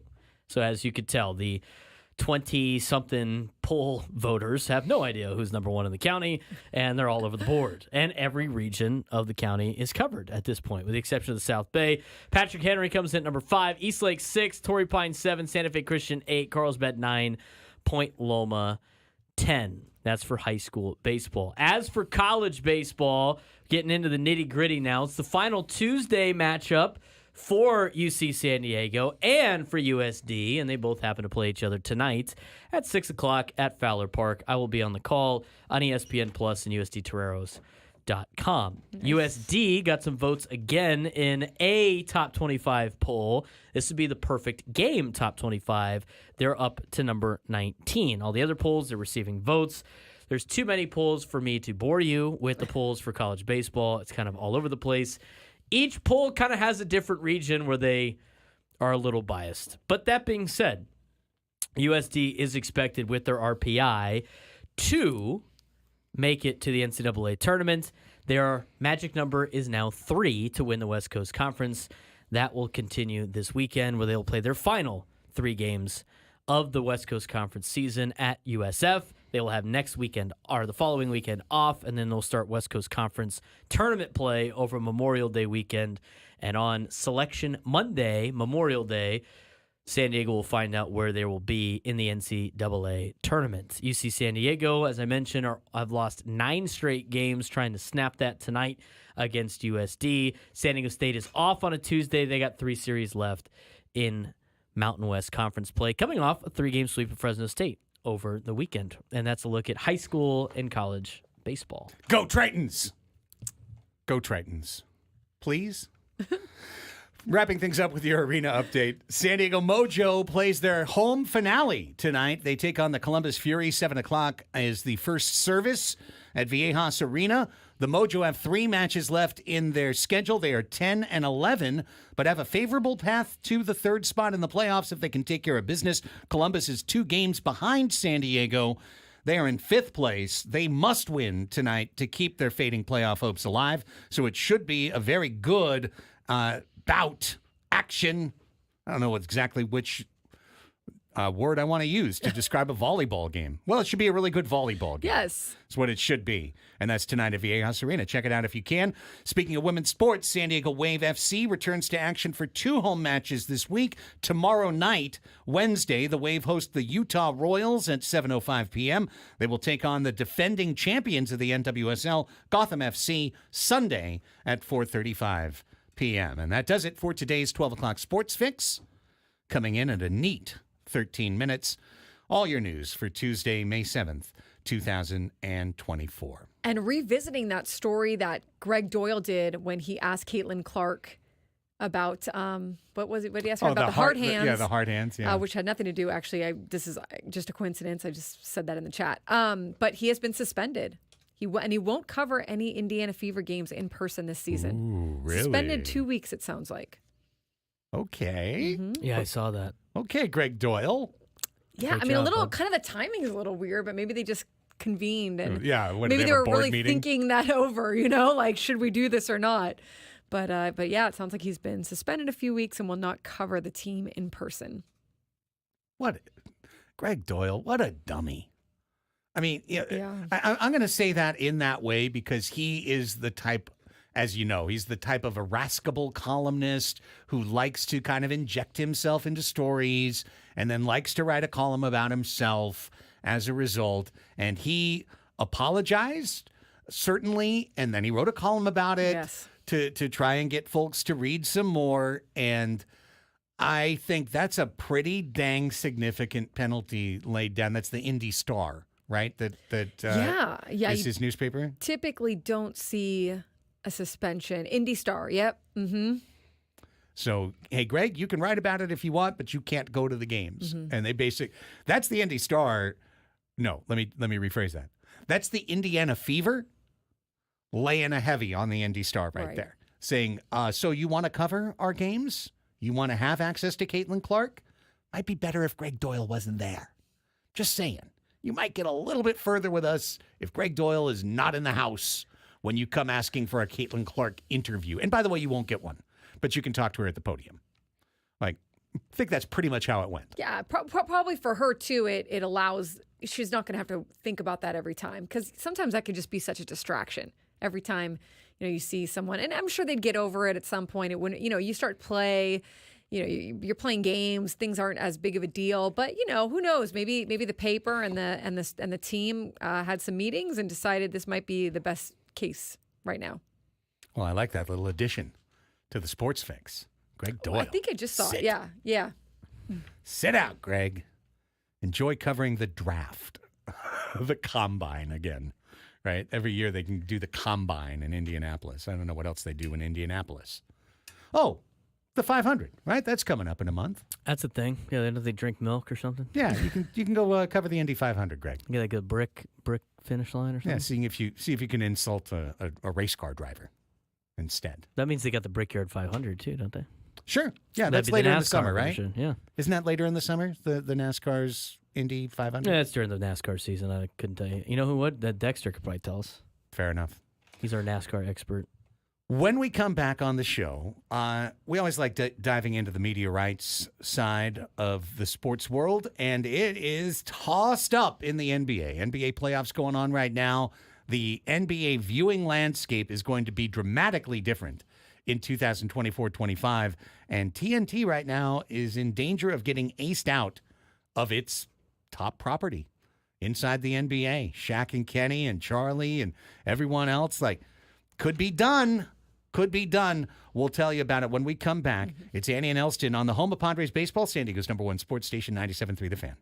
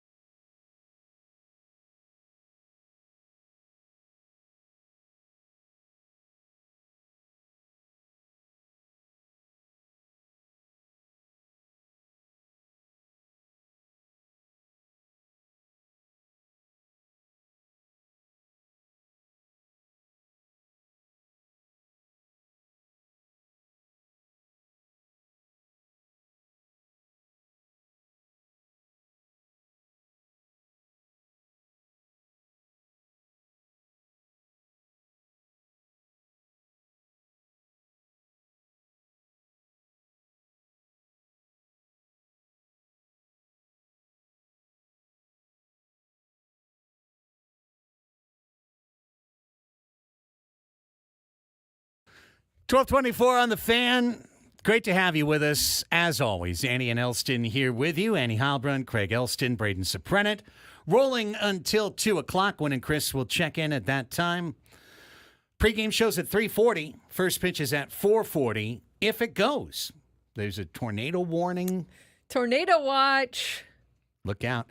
That's a great point. It's a tornado watch. I don't know. Is it a warning or a watch? I think it's a watch. It's a watch because a warning is it's coming. Oh, okay. It's like Yeah. get into your basements or wherever. Yeah. I remember the first time I was walking through Texas. I was getting from one end of campus to, I think I had to get to the baseball stadium for something for work as a student, and like all of a sudden alarms started going off, and I was like, "What in the world is happening right now?" And all the lightning alarms and storm watch alarms started going off out of nowhere. I'm like, "What's going on? What do we do? I don't know what to do." I mean, we were on the air when there was a tornado warning for San Diego County this year. That's right.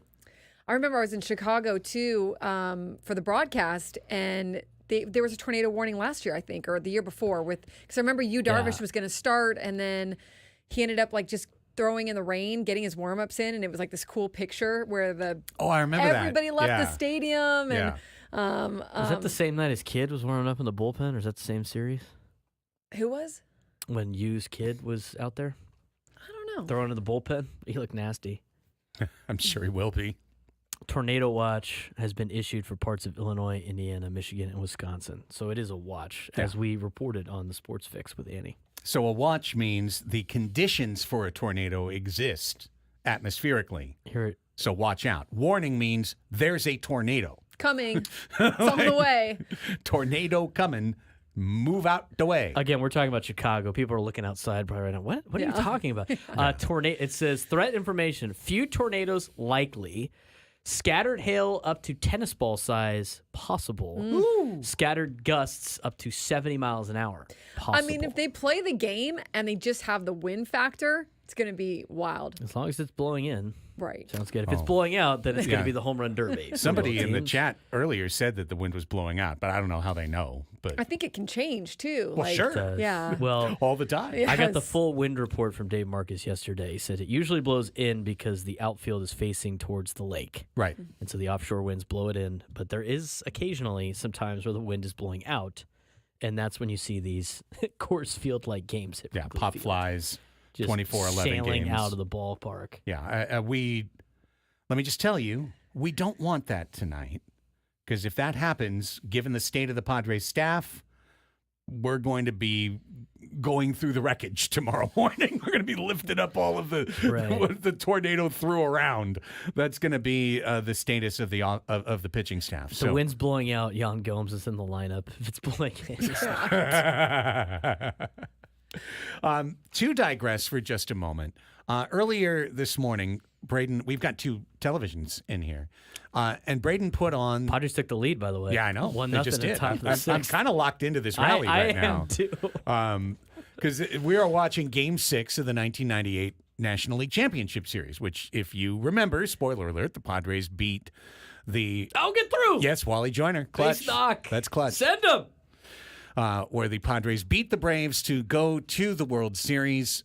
Sterling Hitchcock versus Tom Glavine, the pitching duel that was scoreless until the sixth.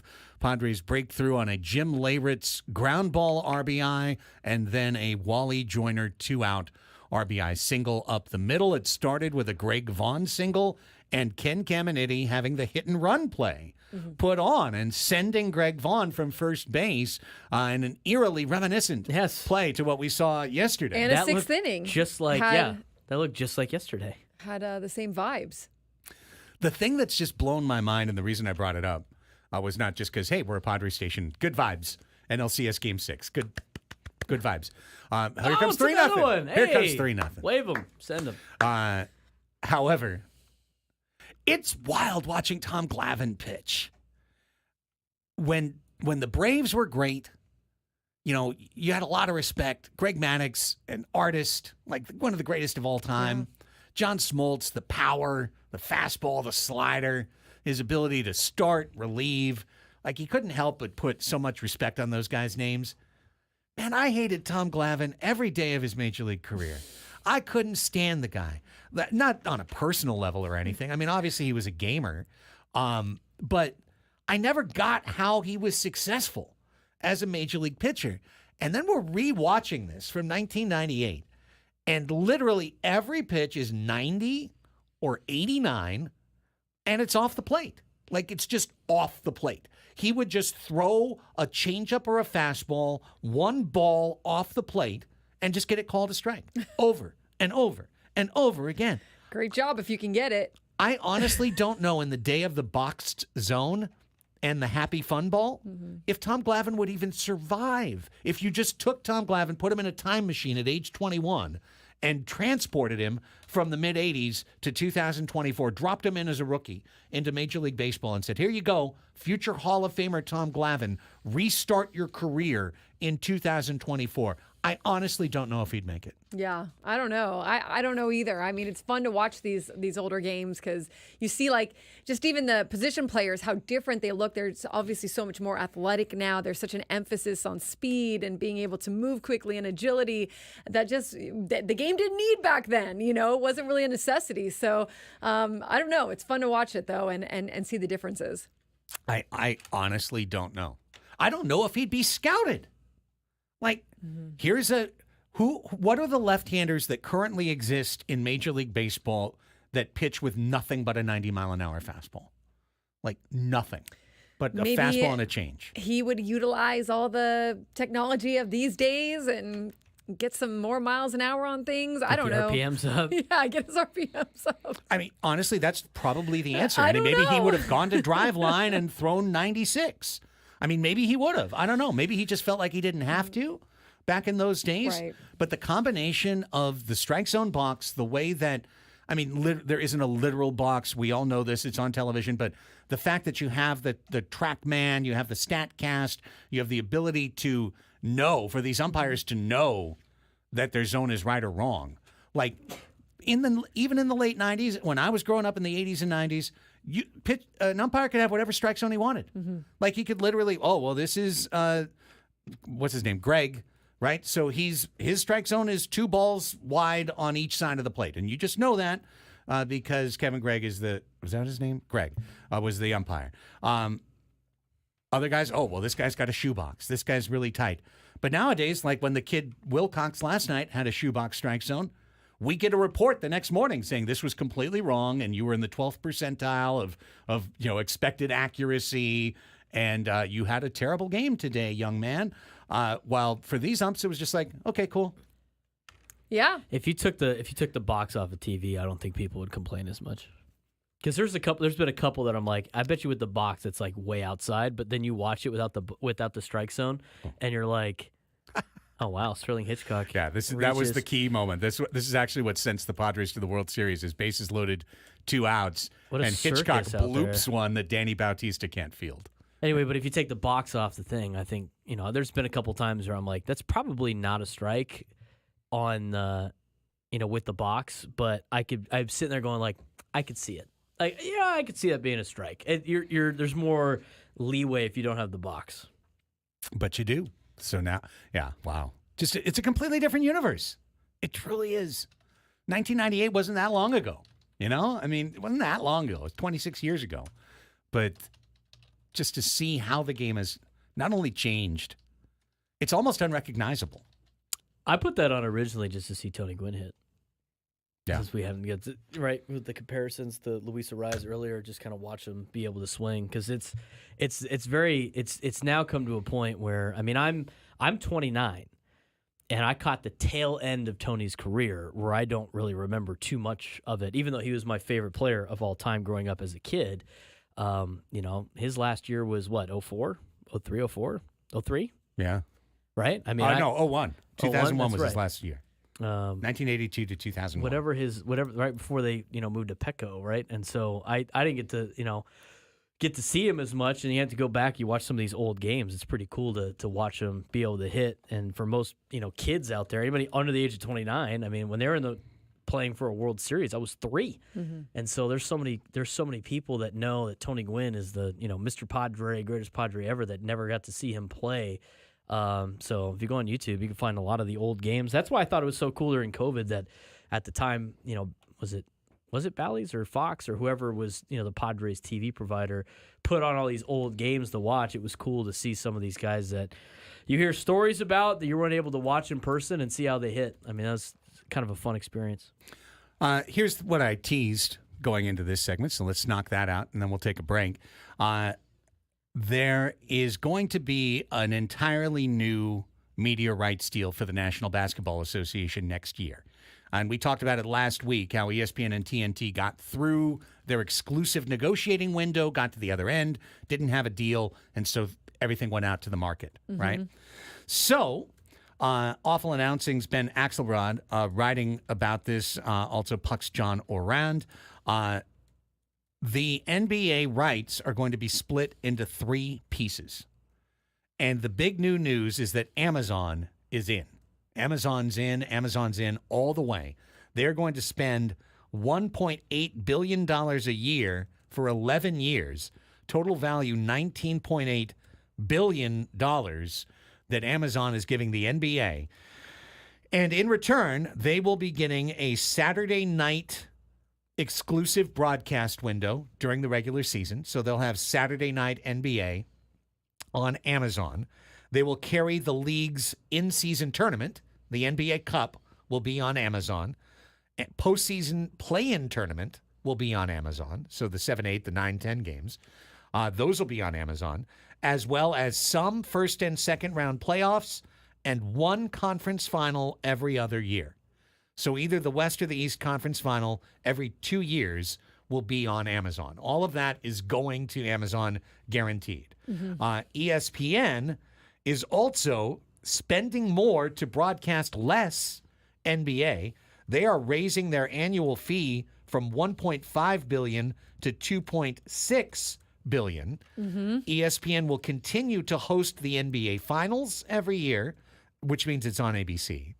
Also, one conference final every year, and a weekly Wednesday night showcase during the regular season, which they've had, for a while, those NBA Wednesday nights.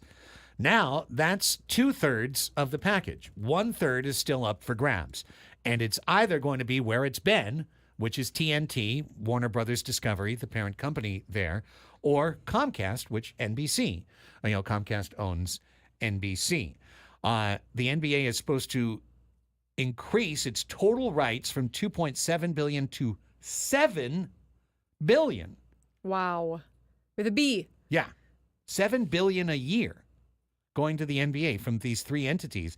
And as Braden was talking to you about during a break, right now what's happening is NBC really wants to get back in to the NBA. It used to be NBA on NBC, right? When I was growing up, that was it. Yeah. That's what that song is. If Right. you're That NBC, Fox wouldn't stole. you want to just take that whole Shaq, Charles Barkley, wouldn't you want to take that whole show and just transport them over to NBC? 100%. Yeah. 100%. And Because it sounds like those guys are available to move. Ernie's staying at TNT regardless of what happens.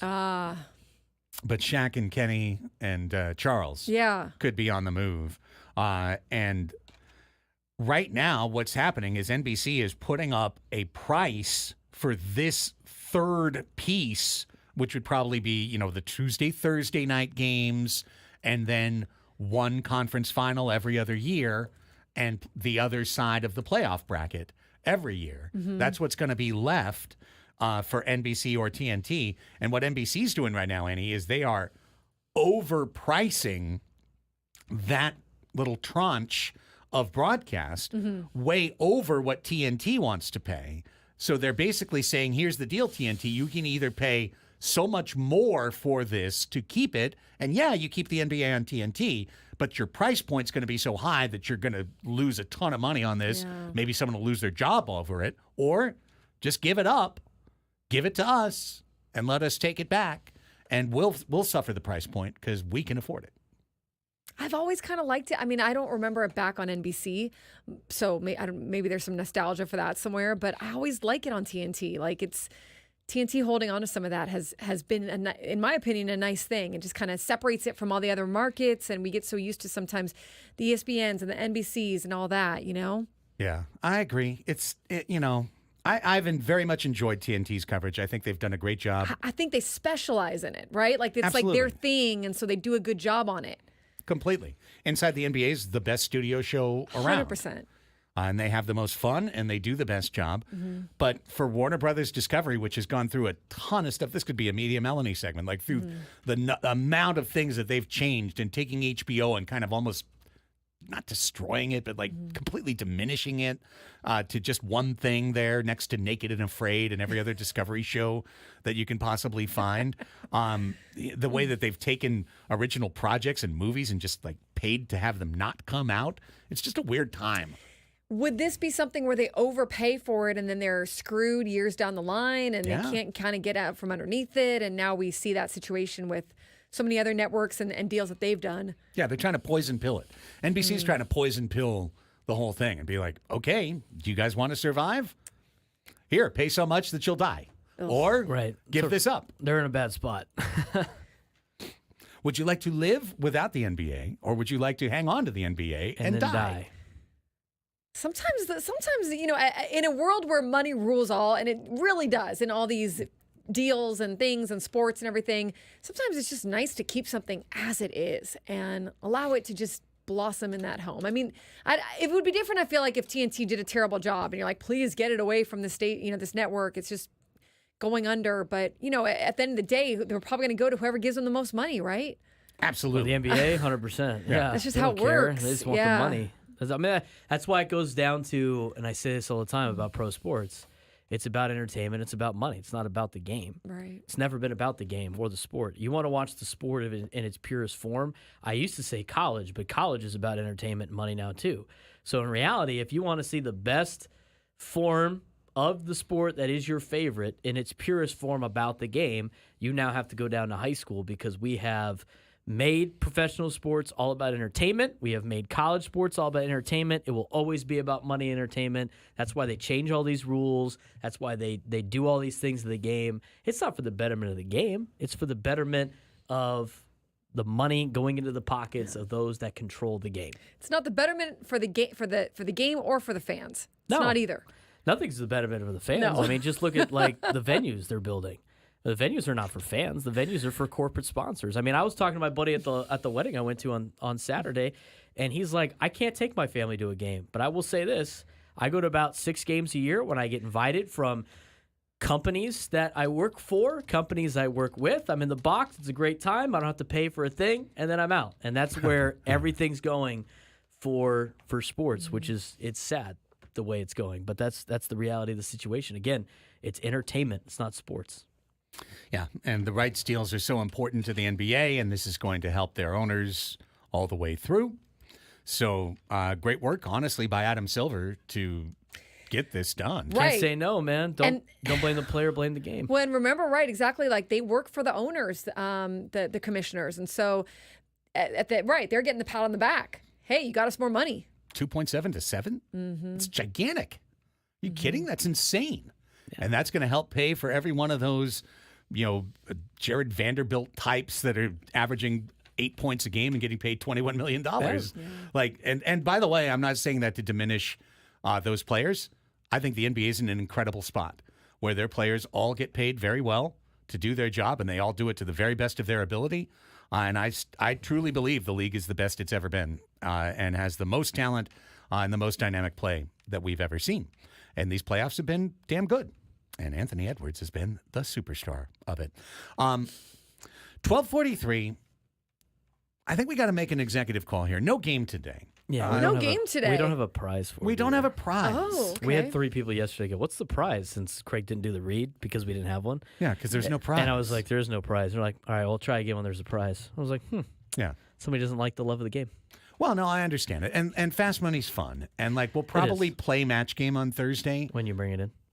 I did forget Mind the Gap Yeah, well, today. that day. I did forget Mind the Gap again. However, there's no reason, like there's no prize. So that's the whole point of the game segment, is that we always have a prize You know to what? give away. Just like the pro sports here on Annie and Elston. It's not for the love of the game. It's for entertainment. That is correct. It's not for the It's for the participation trophy. prize. It's for the prize. So no game today. What a Games will sad resume world we live in. Thursday. Yeah, we'll resume games on Thursday for fun.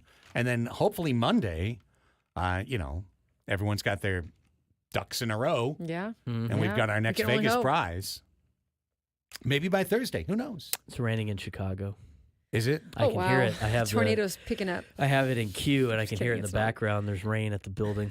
It's nice. It's the kind We're of like officially rooting for a rain out, right?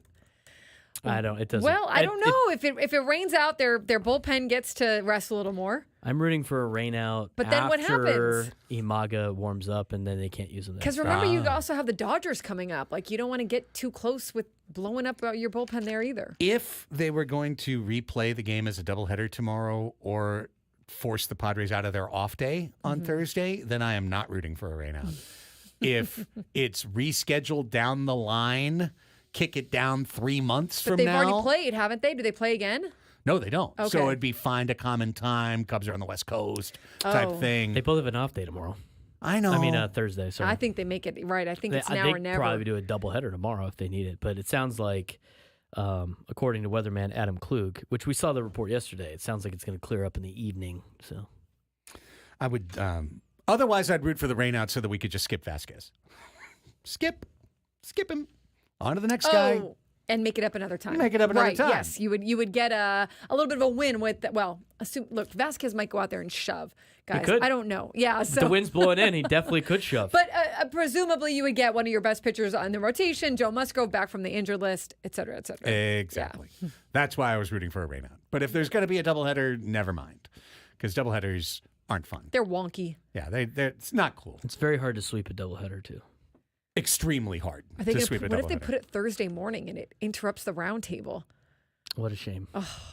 Don't tempt Woods with a good time like that. Oh, What a things are going to get shame. crazy then.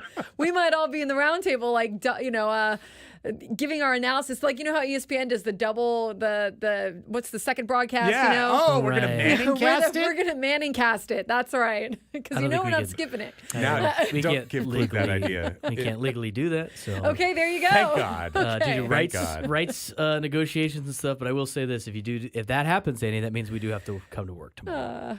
That means we're working. Oh, tomorrow. this is true. This is true. That's right. Let's not mess with the mojo too much. Okay, No. okay. Okay. No bad thoughts. Good. No vibes. bad I thoughts. think the game goes on today. Maybe starts a little later.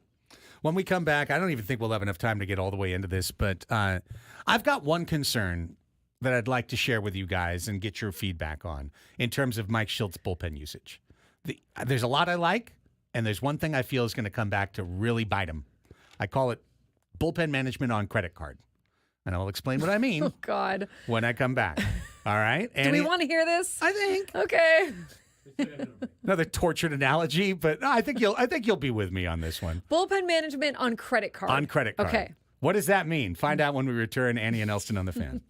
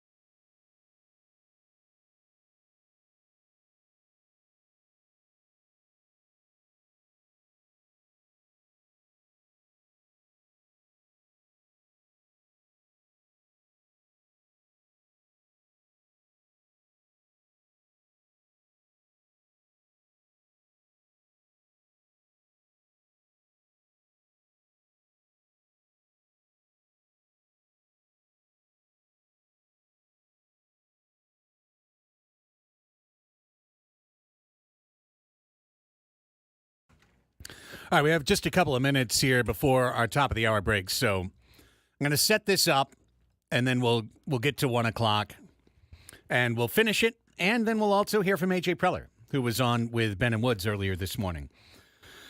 This is, I think Mike Shilt's doing a great job overall, and I think he's found roles in his bullpen, which has been tough because it's been a fluid situation. I can't forget that Game 2 of the season, he turned to Stephen Kolek in the 8th inning. Game 2 of the season. Like, that's what I mean. Like, everything was in the air. Who's our 8th inning guy? Eye roll emoji. He had to learn these guys. He had to learn. Ruben Niebla had to learn these guys. They absolutely, there was a learning curve to this, which is, yes, absolutely true. Rule Craig. 5 draft pick. He's on the team. You got to use him. Can't not use him. Right. And Mike Shildt has been a fairly, not incredibly, but a fairly aggressive user of his bullpen. Mm-hmm. He's not, I don't think he's one way or another in terms of taking his pitchers out. With Bob Melvin, we knew he would always hold maybe 2 batters too long, sometimes 3 batters too long. Prior to that, Jace Tingler would always take out his starter 2 or 3 batters too early. And continuously, first sign of panic, he'd panic and pull the guy. I'd say that Shilt's in the middle when it comes to starters. One thing for sure is that he sets a number and he wants to stick to it in terms of like, hey, we need you to pitch 5 innings, man. So I know you've given up 6 runs in 3, but go out there for the 4th. I mean, we just saw that on Sunday. So that's one aspect of Mike Shildt that I'm fine with. It's early in the year. You can't burn out your bullpen by perpetually pulling the starter in the 4th inning or the 3rd inning. So I'm fine with that.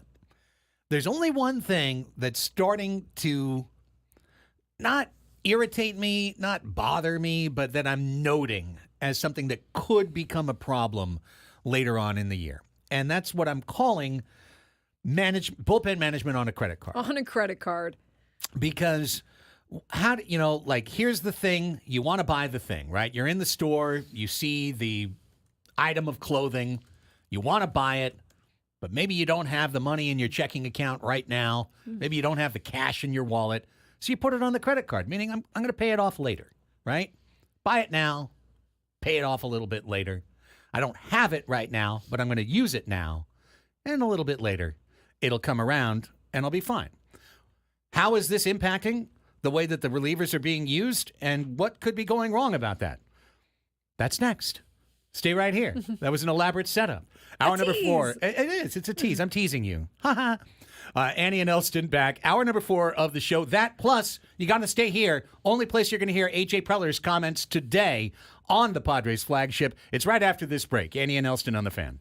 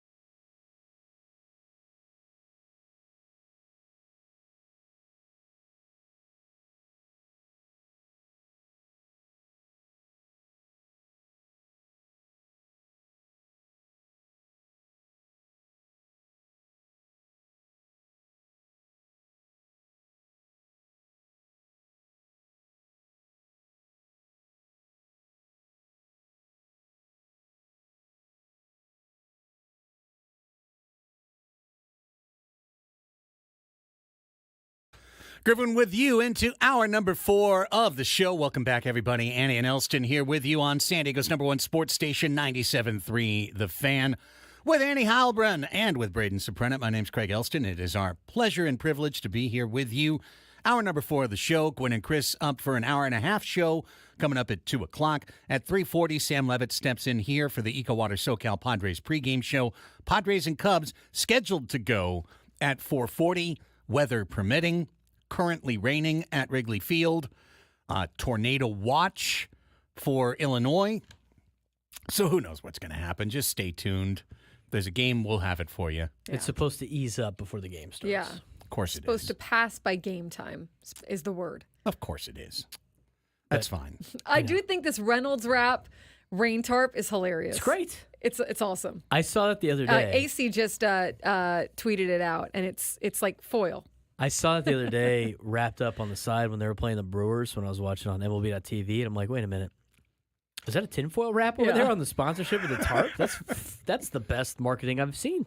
It's great. That is pretty smart.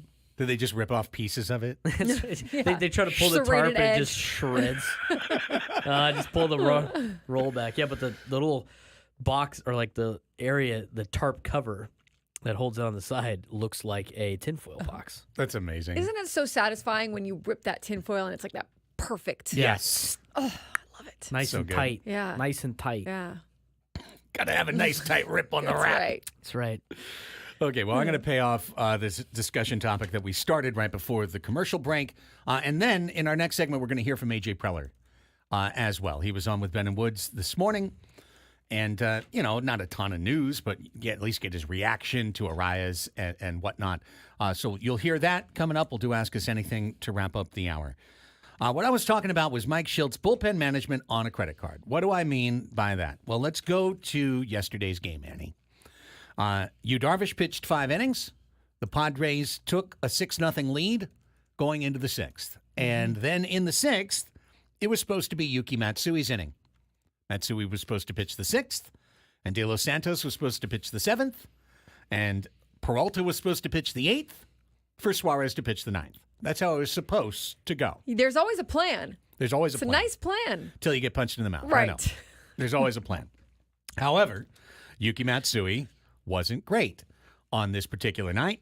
And that happens. He walked a batter, and then the flags went limp at the wrong time, and Yan Gomes hit a ball it was Morel, hit a ball that would have been caught literally a half hour earlier. Right. Would have been caught short of the warning track, and instead it went into the second row of the bleachers, and it was a 2-run homer.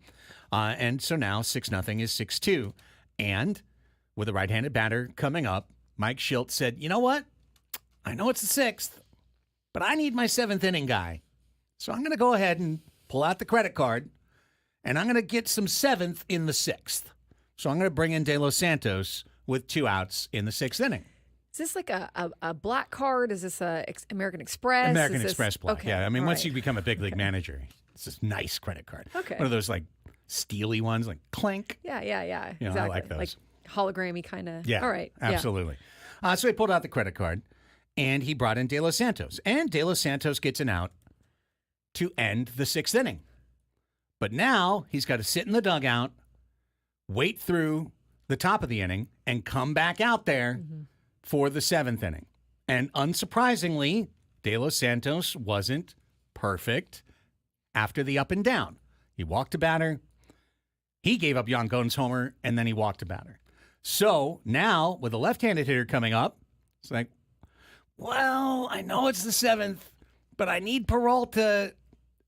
So I'm going to spend the 8th on the 7th. I'm going to pull out my credit card again, and I know it's the 7th, but I'm going to spend some 8th inning in my 7th inning. So he brings in Peralta, and Peralta gets an out after walking a guy, and then what happens? He comes out the next inning, and he walks a guy because he had to sit down and wait in the dugout through the half inning and get back out to the mound.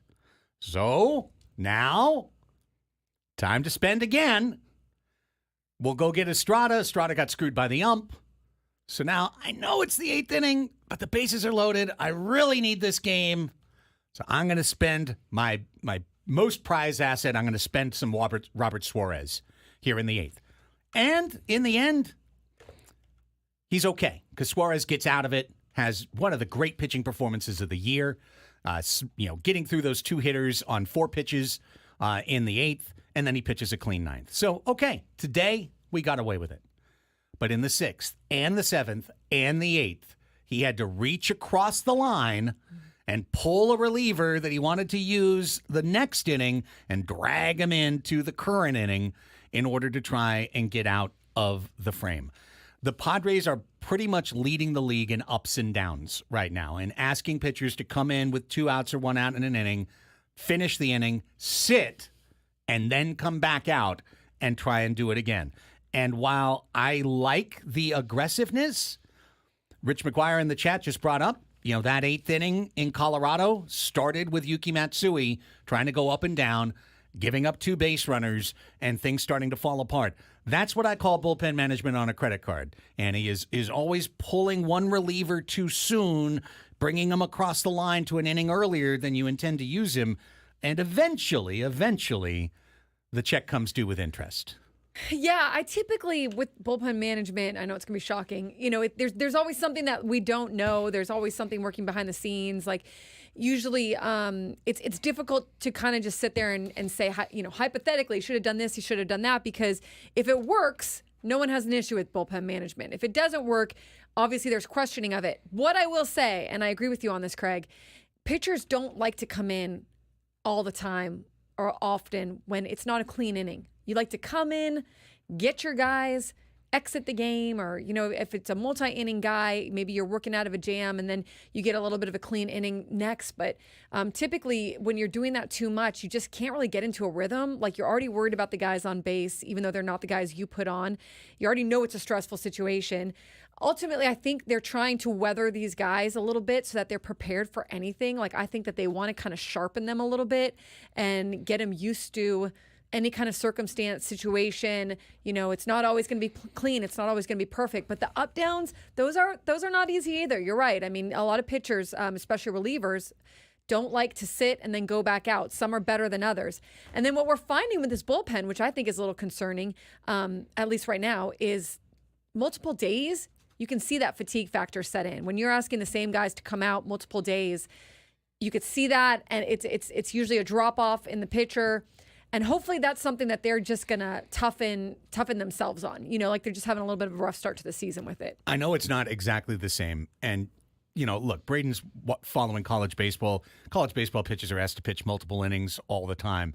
However, it's a much lower level of competition. It's a significantly lower level of competition. MLB is the highest level of competition in the world.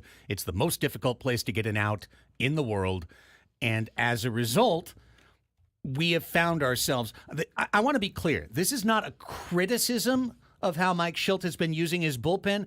It's an acknowledgement that you can't do it forever, is what I'm saying. Right now, he's doing what he has to do to win these games, but an up and down, it's not exactly like a back-to-back, but it's a little bit like a back-to-back. Instead of pitching consecutive days, it's you, as a reliever, right?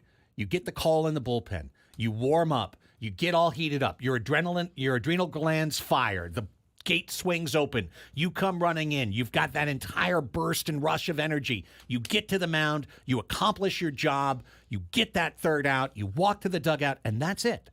That's your appearance. That's how relievers are used to going. When it's you do all that, get into the dugout. Okay, chill for, could be 3 minutes, could be 8 minutes, could be 25 minutes. Start it. Now you're not running through the bullpen gate. Now you haven't had that warm up.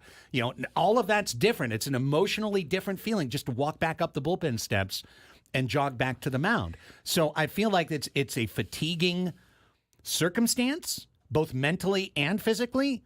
And then when you follow up doing an up and down with then actually doing a back-to-back and coming into the next game consecutively, I just feel like it's the kind of thing that works now, but when you get to July, August, September, it's not going to work as well. I Need Money in the chat has a good point, right? So if he leaves the pitcher in and the pitcher blows it, do we praise Shildt for letting the pitcher try to work through it? And that's the decision Mike Shildt is having to make. He's looking at his pitcher, or Ruben Nabla, or whoever, Ben Fritz. They're looking and going, I don't know if this guy's going to be able to get through this next hitter. And now, or it's matchup based, or it's whatever, you know, and they say, okay, let's change it out. Let's let this guy get it. Some guys do all right with the up and down, but some guys don't. And I think that's, again, after the game last night and last week, Schultz has been asked about the shutdown innings with the bullpen, and both times he said, this is not an area of strength right now. I'm paraphrasing for him. This is not an area of strength. We know that this is not something that we can have all year long. Our guys need to come in and shut down the offense so that they can't come back. Every time we get the lead, you know, they can't come back on us. So I think they recognize that flaw in the bullpen right now. But and that's kind of where I get to, is like they just gotta keep this game scoreless. Now, maybe is there a little bit of it's harder because of what you're saying, but then what's the alternative? They leave a guy in for too long and he gives up runs too. Like, right? Like, do you think they should have left Estrada and not brought in Robert Suarez? Honestly, I wouldn't have screamed if they left in Estrada, because he did strike out the last batter he faced, and he got completely jobbed on the first batter he faced. I mean, he got completely jobbed. We talked about that a couple of hours ago.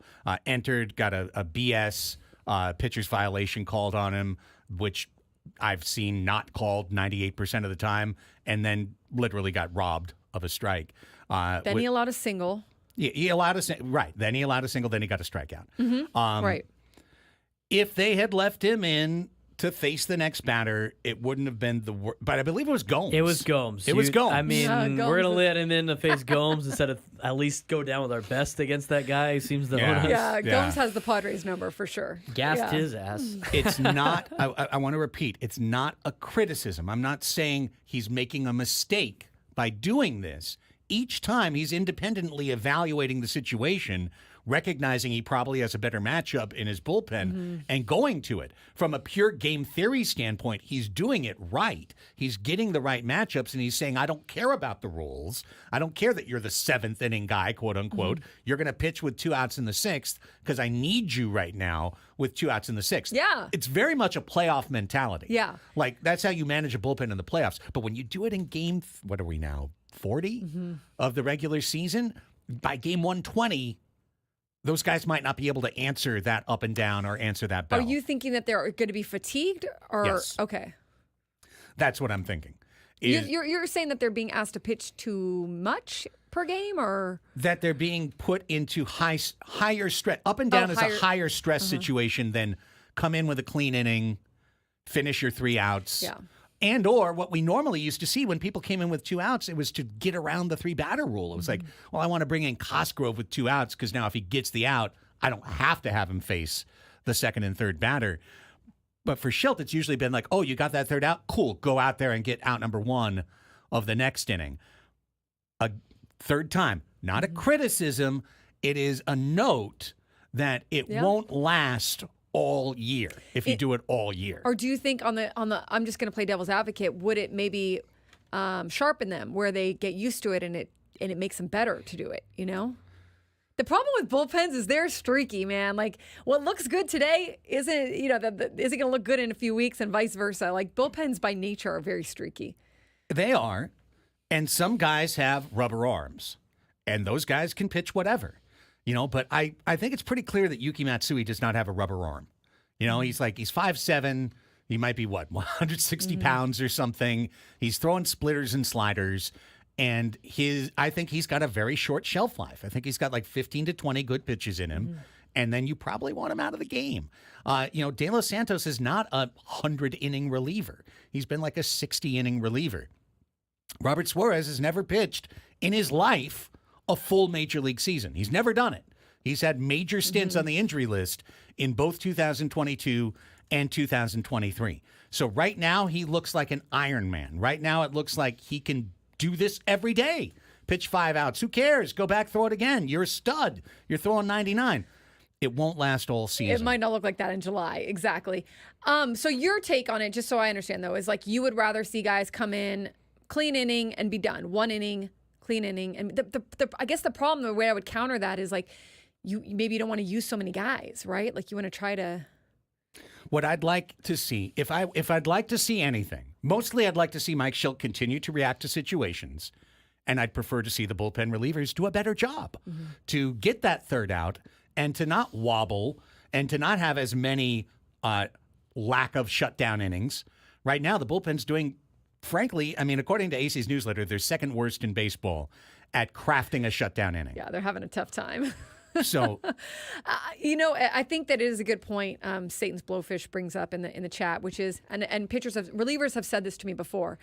It is not just the amount of time they're on the mound. It is their warm up. It is their adrenaline going for their warm up. So say you get a guy up and you have him pitch and then he just gets the last out of an inning. That's fine. Sometimes that's what, that's amounts to a win later on. But you always have to factor in those pitches as part of his work. So, for example, Robert Suarez threw 20 pitches last night, but we don't know what he was doing, how many he threw in the bullpen leading up to that. And that will all be factored in with whether a guy can go the next day, because that is fatiguing in itself, right? So there is like a dance to that. And some managers, because I know this because relievers have complained about it in the past, some managers have not given enough thought sometimes to that. They're okay with getting a guy up all the time, where the pitcher's like, whoa, like those bullets. Remember when you see managers warming a guy up to try to fake out the other team? They're like, hey, you start warming up and we're going to pretend like you're coming in and then we're going to throw in whoever, and it's going to be different. Those pitchers, sometimes they're like, okay, but those are still pitches that I'm throwing, and it's still gonna count, against the fatigue of my arm or whatever. That's not happening with Mike Schultz right now. I'm just saying, like, in general, you got to always think of those moving pieces. But yeah, I mean, I think I don't know. I just think that they do have I wonder if they're they started off the season a little streaky, then they got strong for a while, and now is it maybe catching up to them a little bit where they're still trying to find their way? Yeah, clean innings by relievers solves this problem without Mike Schultz having to do a single thing. So I think 99% of this is just Schultz properly reacting via game theory to the circumstance. And also, he wanted to win yesterday. He saw what happened Sunday. He knows what's at stake today in terms of there's an injury list, persons making a spot start, et cetera, et cetera. Shoto Imanaga's on the mound for the Cubs. He knew he had the bird in the hand yesterday, and Correct. He had to go for it. Couldn't agree more.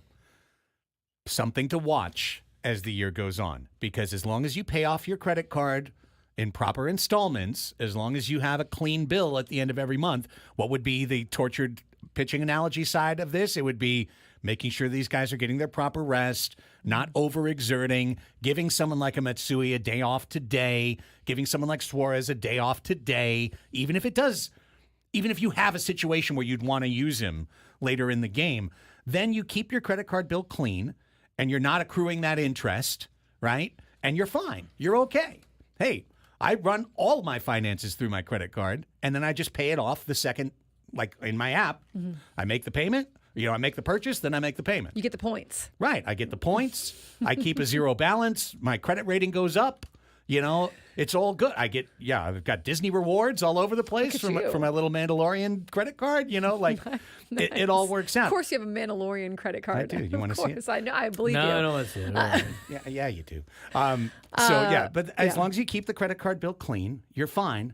But if it gets messy, interest accrues, and you wind up in a lot of trouble. No, it's going to be something to watch for sure. He is definitely, I would put him on the side of aggressive for Mike Schultz, but sometimes in a really good way. Like, it's a way that you're like, yes, I love that you're not afraid to make changes right here. So there's pros and there's cons to it, and we'll see how it kind of shakes out.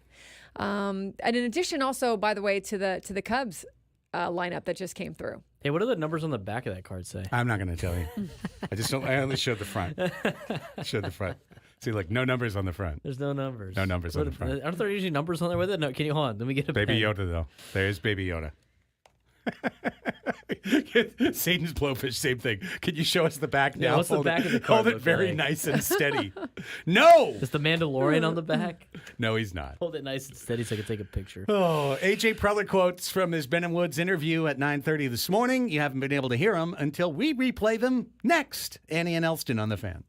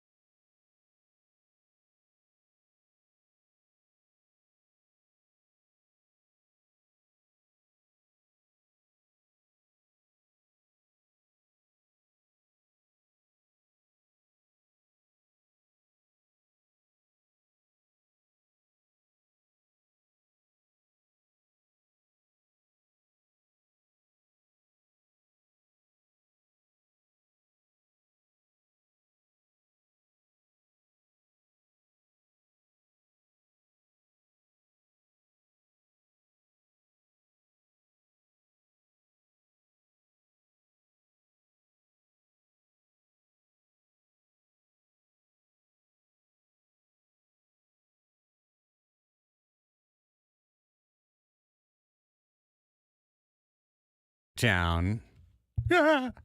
Friday through Sunday. The Dodgers are coming. The Dodgers are coming. Let's turn out and support your Padres and create a true home field advantage. Limited tickets are available for all 3 Dodger games at padres.com/tickets. 1th by land, 2th by sea. Who's the Paul Revere of the Padres, Craig? Ooh, good question. Who's the- Zokar? Zokar? He's fast? Yeah. Sugar's fast. Can see him on top of the horse with the Dodgers are lanterns. coming.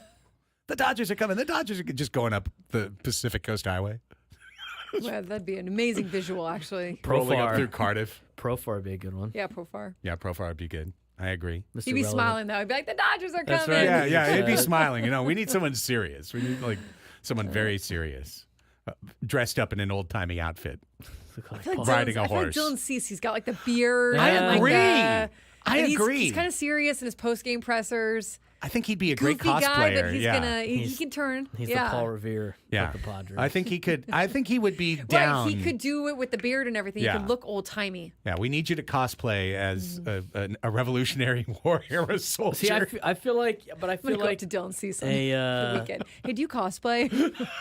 I feel like a Paul like, I'm not talking to Revere her. would probably be a bullpen piece. You think so? Oh yeah, Yeah. okay. Yeah. Well, Okay. Stephen Kolek. Maybe like a Wandy Peralta. Stephen Kolek. Kolek. Kolek would be a good one. I mean, that was Paul Revere's only claim to Is fame. that how little Paul Revere meant to the Revolution? This Was is that he one the day. Stephen Kolek of the American Revolution? It was the one day. He just needs to shine one day. That was it. They had to hold him for the entire war, or else give his rights back to England. I mean, he's not like Ben Franklin or George Washington. I mean, those are like the heavy hitters, right? So Paul Revere, kind of a side piece there. I think. side I piece. think that would be a bullpen piece. oh my Little gosh. middle relief guy. Well, I agree with Nick and with M. McKee. I think Waldron has the Waldron, look that's too. pretty good. It's good I think look. he's got the look. A roll guy. He fifth does. starter. He does. Yeah, he could slick the hair, kind of put the hair back in like a little ponytail, Yes. a small ponytail. That's right. Right. He already did damage against them. I could see that. What a ridiculous topic. Hey, you guys went with it. You guys should have said I do immediately. picture them riding a horse now, holding a lantern. Oh One is Lord. by land, 2th by sea. What do we got from AJ Preller, Braden, from this morning? Got a lot. All Got right. a lot from AJ Preller. I want only the good stuff. Well, it is an AJ Preller interview. Yeah, I so- know. How does he value Luis Ariz as a complete player? Yeah. Sure. That sounds fun. Yeah, I mean, I think for Luis, he's obviously been, he's one of the tougher outs in the game. He's incredibly productive in terms of putting the bat on ball, getting hits, which is important for sure. Contributing to your on base and kind of setting a tone for your team, and just again like moving the baseball. It's something we do really well as a team. It's been part of our identity so far in the first month of the season, and it's just another super quality bat that can move the baseball around, set a tone for our club. He brings tremendous energy, and I think you just have to look at last year with the Marlins. Like he helped that team get to the playoffs, and he did it by getting a ton of hits. And I think if you talk to their staff, talk to Skip Schumacher, they'll talk about how quality a player he is and what kind of hitter he is and what he meant to their team. And I think we're hoping for a similar effect with us. Yeah. When it comes to winning one-run games, having your batting average champion is going to help. It's going to help. Yeah, absolutely. And a guy that is going to give you an opportunity pretty much every time he's at the plate. I think by adding Arias, deleting Wade/Rosario from the everyday lineup, and now you've got a 7, 8, 9 of Merrill, Camposano, Kim. This team has such a path to scoring 4 runs every game. I know they won't do it literally every game. They'll run into some great pitchers along the way that will shut them down, but they have so much of a higher percentage chance of getting to 4 than they did last year. They won't get to 12 as often, but they have so much more of a chance of getting to 4 and 5 runs. Yeah, they lengthened the lineup, and as we saw yesterday, they found multiple ways to score. What's next, Braden? Do you want to hear about how the deal came down before Conscrabicy's phone disappears? Yeah, absolutely. He's saying stuff he shouldn't. Cut him off. Yeah, I mean, obviously we've talked here at the end of spring training and throughout. We talked about looking at potentially adding a starting pitcher and then left-handed bat, and I think we prioritized it in that order. just kept having conversation with the Marlins over the last few weeks, and they were in a spot where, I think they were looking to kind of change up what they were doing. I think have some players in our system that they had a lot of interest in, and we were able to line up on the deal. And it just cuts out right in the middle of the It meat cut and out during the potatoes part there. where he's talking about the pitcher he's going to get, the pitcher he's going to trade for, and he gave all the details of that, And who he's going to give up in the farm system. PR staff just They cut it off. cut the Right. phone. I do like his surprise, because we on the roundtable last week, we all talked about our surprise player of the season. For me, it was Jurickson Profar. Yeah. For you, it was Matt Waldron. Well, yeah, because I had like fourth pick. Yeah, exactly. Because second pick was Robert Suarez. Robert Suarez. Yeah. Let's find out, Brandon, maybe who AJ Preller would pick.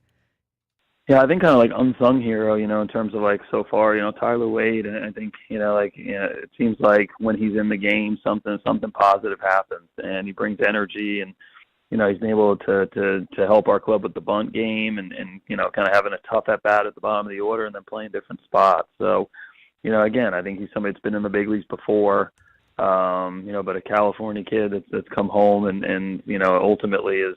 I think he's contributing, and I think it just speaks to, again, it's 26-man roster, and you've got to have your top players perform at a high level, and then get some contribution from different guys on the roster. We've seen quite a few of them. I could highlight probably 5 or 6 other guys right now. But with Wade, he's done a nice job for us in that utility spot and filling in for Manny and kind of doing what the game calls for. AJ Preller would put Tyler Wade on that horse carrying the lanterns, and Tyler would know because he's from California. He would know all the back roads. That's The true. ins and outs. He would understand the route up Pac Coast Highway. That's to true. alert the masses. Whether or not they're in the San Diego Bay or whether or not they're coming from Yes. Tyler Wade would from the know. land up north. No, I like that answer because it is someone that none of us probably were thinking right off the top of our head in that roundtable, but it is true. He's been part of he's either pushing a run across or he's part of some play. For what he is doing a great job. I think he's doing a fantastic job for what he is. I mean, he's Couldn't come agree up more. in big spots and has put the ball in play. He's done everything he possibly could to his ability to help the team win, and that's why he's still part of the team to this day. So, is Tyler Wade an all-star player? Is he a player that's going to, win you games? No, but he's one of those contributing pieces that is going to play to the best of his ability and give you everything he's got, and he's been doing that all year. And now with Donovan Solano, with Luis Arise, he's just a little bit more depth. Correct. And by the way, AJ reinterpreted Ben's question. He did. He decided he was going to. This is a trick that you can use when you were be a guest on the radio. If you didn't like the question, you just answer back whatever interpretation of the question you want to answer. Right. So he didn't objectively find the biggest surprise. Because maybe he didn't want to say anyone was a surprise Right. because he found them and his front office picked them up. Right. He knew they were going to be what they are. Yeah, AJ wants to say, I'm not surprised that Jurickson Profar has a 950 OPS and has the same on-base percentage as Juan Soto and almost as many homers and almost as many RBI. He doesn't want to say that because it would be true, but it would make him diminish Jurickson in even so slightly a rhetorical fashion. I liked the question 100%. Yeah, but he took it. He took it the direction he wanted, which was an unsung hero. Yeah, unsung hero. Tyler, I agree. Now, if Ben had asked us who's the unsung hero, we might have said Tyler Wade. By the fifth time, yeah. Yeah, by the fifth pick, we would have definitely gotten to Tyler Wade. That's right. All right, what more? Let's do one more. Let's talk about did they change their offensive philosophies this season? I think it's a combination of a few things. I mean, I think, obviously there's a lot of different ways to score runs. And, I think I think the biggest thing is you try to fit your philosophy to your team personnel all the time. And that changes depending on who's on your team. So I think with Jackson Merrill being on the club this year, he's a guy, again, that can put bat on ball and can play situational baseball. Luis Campusano getting more time. With men in scoring position, he's another guy that's got the ability to make contact and kind of do what the game calls for. Victor Rodriguez and Schulte and Mike McCoy and Pat O'Sullivan on the offensive side, something they preached from day one. And obviously kind of learning from last year, in terms of just being better at runners in scoring position. And obviously now acquiring Luis and Donovan Solano. So I think that's, again, some different faces. It's definitely us looking at last year and knowing we've got to make some adjustments. And then it's, and definitely like the coaching staff drilling home, this concept of winning baseball. Everybody talks about it, but they've been really preaching it, making sure that our players are holding themselves accountable to that. And I think we've seen some good things from it so far early in the year. So that answer was a yes. Yes, we have changed our offensive philosophy. Yeah, and sometimes that whole belief thing, like, it sounds silly. Like, of course you're going to believe that you're going to go out there and win games, or that you have a team that can do it. But they don't. They really, a lot of times, like, a lot of doubt creeps into these clubhouses, whether they talk about it or not. And I think that really has been intentional by Mike Schilt and the coaching staff to pound into them, we are going to win. And we are going to have a winning identity. And for whatever it's worth, we're going to go out there every day expecting to win, not expecting for things to go wrong. You notice with AJ Preller, he doesn't use a lot of nicknames. Like, he says their full name, Luis Campusano. He threw in a Shilty, but where Shilty does a lot of Swarry and Campy and Jakey and all that, AJ Preller keeps it business, man. He's He has to. very formal. He's formal, yeah, he has to. Because he has to cut these guys or sign them to contracts or trade them. So he doesn't want to be buddy-buddy with everybody. Shilty. But except for Shilty, because he and Shilty are tight. Look, it's so far looking well in terms of the relationship that the two of them have, and that they're seem quite communicative and on the same page. On the same page. Mike Schilt is not out there doing a Bob Melvin going, well, we were playing badly and now we're playing terribly. That's what he said after they got bombed by Philly. With the Giants, you mean? Yeah. Okay. Yeah, he looked bad. He fired his bullet. It was about this time last year. We talked about this 2 weeks ago. It was about this time last year he fired his bullet, called out the Padres' effort. Now he's just saying that his team stinks. My team is bad. Sorry about it, Bob. Not actually very sorry about it, Bob. Not sorry at all. All right. 1:38 is the time. There's some AJ Preller. You can hear the entire interview on 97.3thefansd.com. You can find some clips on our socials, and you can find the whole interview on YouTube as well. So check it out if you want to hear more. When we come back, it's time to Ask Us Anything. This is our end of the show catch-all call-in segment. We'll also give you the Padres lineup when we come back. I believe the lineup is out. So we will do all of that. But we invite you to call the show. 833-288-0973 is the number to use. 833-288-0973. Give us a buzz during the break. You've got 12 minutes to call the show. You've got between now and 1:50 p.m. to call the show. If you do, we'll put you on hold. We'll roll you onto the air. The only thing we ask is, and don't try and play around with it, come in with a question. Come in with a question, not just I'd like to challenge you on something. We had some good ones yesterday, didn't we? We did. I mean, we did, but I mean, let's be honest. Tim and Miramar was not playing by the rules. He was doing his own interpretation. I still can't believe you don't like the offense, Craig. Yeah. What's wrong with you? The hard part of here's the thing you have to remember if you call in. Craig will have the final power. He'll be able to get his last words in and then hit the button. And you're out of there. Yeah. So I earned that by getting the job. Right. You don't think That's the the offense host can carry job. the team? that's Nope. right. That's right. See ya. Nope. Boom. Adios. Farewell. 833-288-0973. We will treat you nicely. Give us a ring. 833-288-0973. Just come with a question. Ask us. Doesn't have to be about sports. Can be about anything on Ask Us Anything. Annie and Elsten wrapping things up, putting a bow on it, and sending it over to Gwen and Chris when we come back on 97.3 The Fan.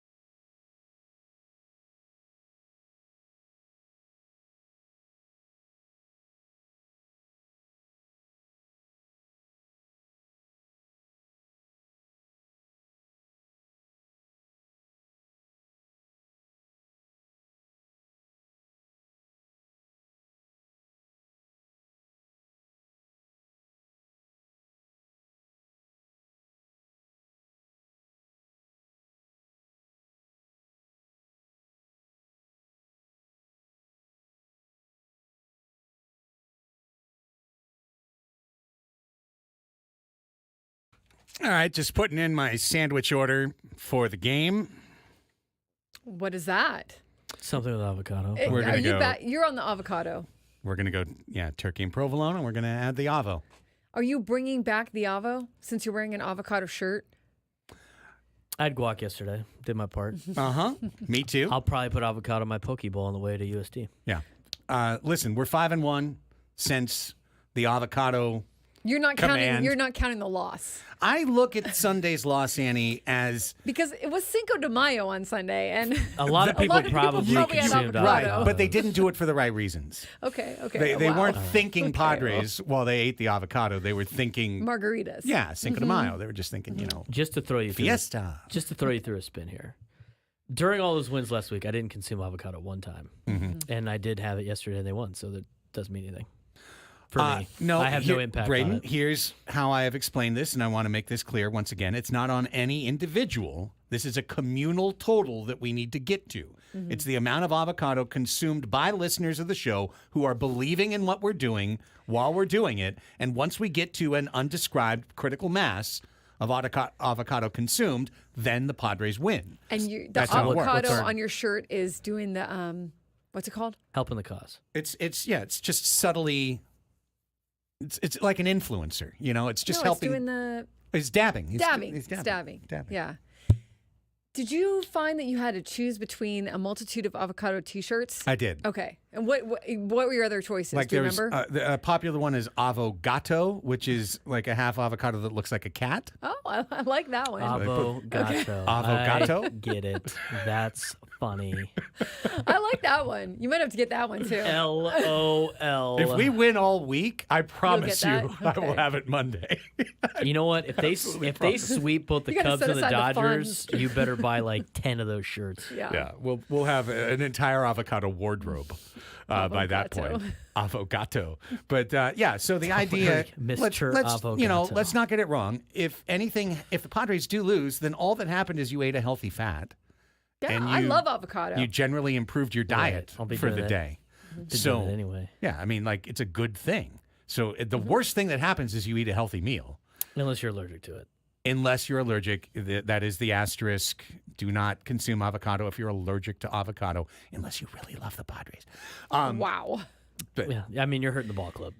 just a little bit, Stop but we being understand. stop being selfish. You're counting on someone else to do your That's job right. for you. Don't That's basically actually what it is. consume avocado. if At you're least allergic. have someone with an EpiPen close by. Do you need an EpiPen for avocado? I don't even know. I'm not allergic to those things. I so mean, I don't feel know. like if you're having an allergy attack, though, don't you need like a something? Something, yeah, you we need have something. To, we I have don't to know. stop that. We Okay. can't convince somebody to do that. Please I do don't not actually do want. that. Please do not do this. I don't want Yeah. anyone allergic to actually Where's that? eat avocado. I need that little disclaimer. Don't try this at home. Correct. These are paid. But if you're professionals. healthy, do try this at home, and or on the road or wherever you are for eating your avo.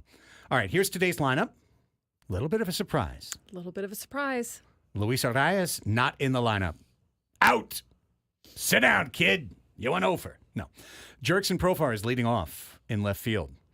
Fernando in right. Crony with his 10-game hitting streak at first. Machado returns to the lineup. He is the designated hitter tonight. Bogarts at second. Donnie Barrels right back in there. Solano once again at third base, hitting sixth. Kim batting seventh. Azokar will take Merrill's spot in center field, batting eighth.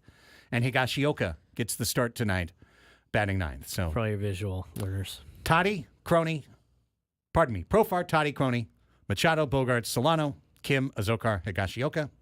Your starting lineup today. No Arise and no Merrill in the lineup today. Means they're available off the bench Yes. when it comes to an Albert Adzale or any one of those other dudes that comes out of the Cubbies bullpen. So looking forward to that. Nate in the chat goes punting today. We thought that yesterday and they won, so it doesn't matter. Correct. What do we know? And Adam Klug said that if the Padres win today, he will line the studio with avocados. Oh, So, wow. Today's a huge day. I guess Today's a big day. I guess it's a huge win for He us. feels like the power of This the is avo getting us in- What does really it mean to at risk. line the studio? Like, what do you think that means? Like I just think- a row of avocados. You know what? Yes. I don't You know know. what, Adam? If they sweep the Dodgers, I think that's a good call. I think so too. Beating the Cubs 2 out of 3 is like, oh, okay, whatever. Hey, come on! Don't sell us a loss yet. I'm just saying. I mean, it's like we're acting like if they win today, it's like this gigantic deal. They're good enough to beat the Cubs. Already seen them do it 3 times. Absolutely. They cannot lose the season series against the Cubs now. Just clicked Ad Avocado as now Braden clicks the theme for the last segment.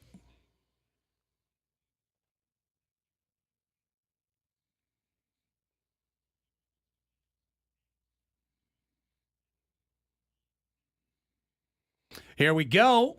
Got a few folks online, and let's just see what happens, shall we? Let's just see what happens. Here's Brad in Escondido. Hi, Brad. Welcome to Annie and Elsten. Ask us anything. Hey there. How you guys doing? Hey, Brad. Welcome to San Diego, by the way. Oh, thanks. Definitely so. I will say I miss the coach, but I welcome to San Diego for you guys. Okay. Hey, question for us. When you talk to you know Mike we're Schill next natives, time- right, Brad? What's that? You know we're natives. Like I've lived I here know. for 34 Well, you're welcome years. to the airways. Come on, man. It's all good. It's all good, Brad. It's all good. We're New all good, seats man. for you guys. All right. Hey, next time you see Mike Schill, talk to him. Ask him about the third base coach and see if his shoulder doesn't work. 'Cause that dude has cost us 2 games by not having runners go in. Early on, he held guys up that easily could have scored. So just ask him, is his shoulder sore? Is that the reason he doesn't wave his arm so much? Okay, Tim Brad. Leeper, you know what, Brad? He is actually. I haven't noticed that as much. Was there a time that he was supposed to send someone that he didn't? I think don't maybe know. early on in the season, but he's a very energetic. Actually, though, a little aside on that. Watch him in a game at some point. They love him. Like he's very energetic. He's like very competitive over there. Tim Leeper. It's a lot of fun. Here's Ryan. Hi, Ryan. Ask us anything. Hi, I was wondering with 97.3 being San Diego's #1 sports station, as much as we're all sour about the Chargers leaving and we all love the Padres, why there's not more NFL talk in general, whether it's the Chargers or any other team? Okay, thanks for the question, Ryan. The answer is because we're in baseball season and our nut is made on baseball. And that's how the station's ratings have taken off, is by not constantly focusing on what the national shows focus on and instead focusing on what San Diegans care about the most. And while that does occasionally nick somebody within the fringes of our listening population that aren't happy to hear as much NFL talk, we are gathering more people by focusing on the teams that play here in San Diego. And we'll talk NFL for sure in the fall, and I think talk about the other teams too, not just the team up the road. Correct. There's actually a schedule reveal that Braden and I were talking about in the break for the NFL today. We were reminiscing on the schedule reveals that used to happen in San Diego. Sure. When is the schedule reveal? Do we even know? It I should don't be know. coming It's up soon. Like at prime time, isn't it? Don't they make it into a whole show? It's like a huge deal. I just know that's the May event. They want one event per month. That's Yeah. the May event. Yeah. There you go. And that's it for Ask Us Anything today. Thanks for the calls, guys. I love it. I think whatever. I think you got to just go No, with it's fine. it. I have no problem with it. I'll take any call. Doesn't I matter. appreciate people listening and calling, and It's great. that's good. It's good. I mean, look.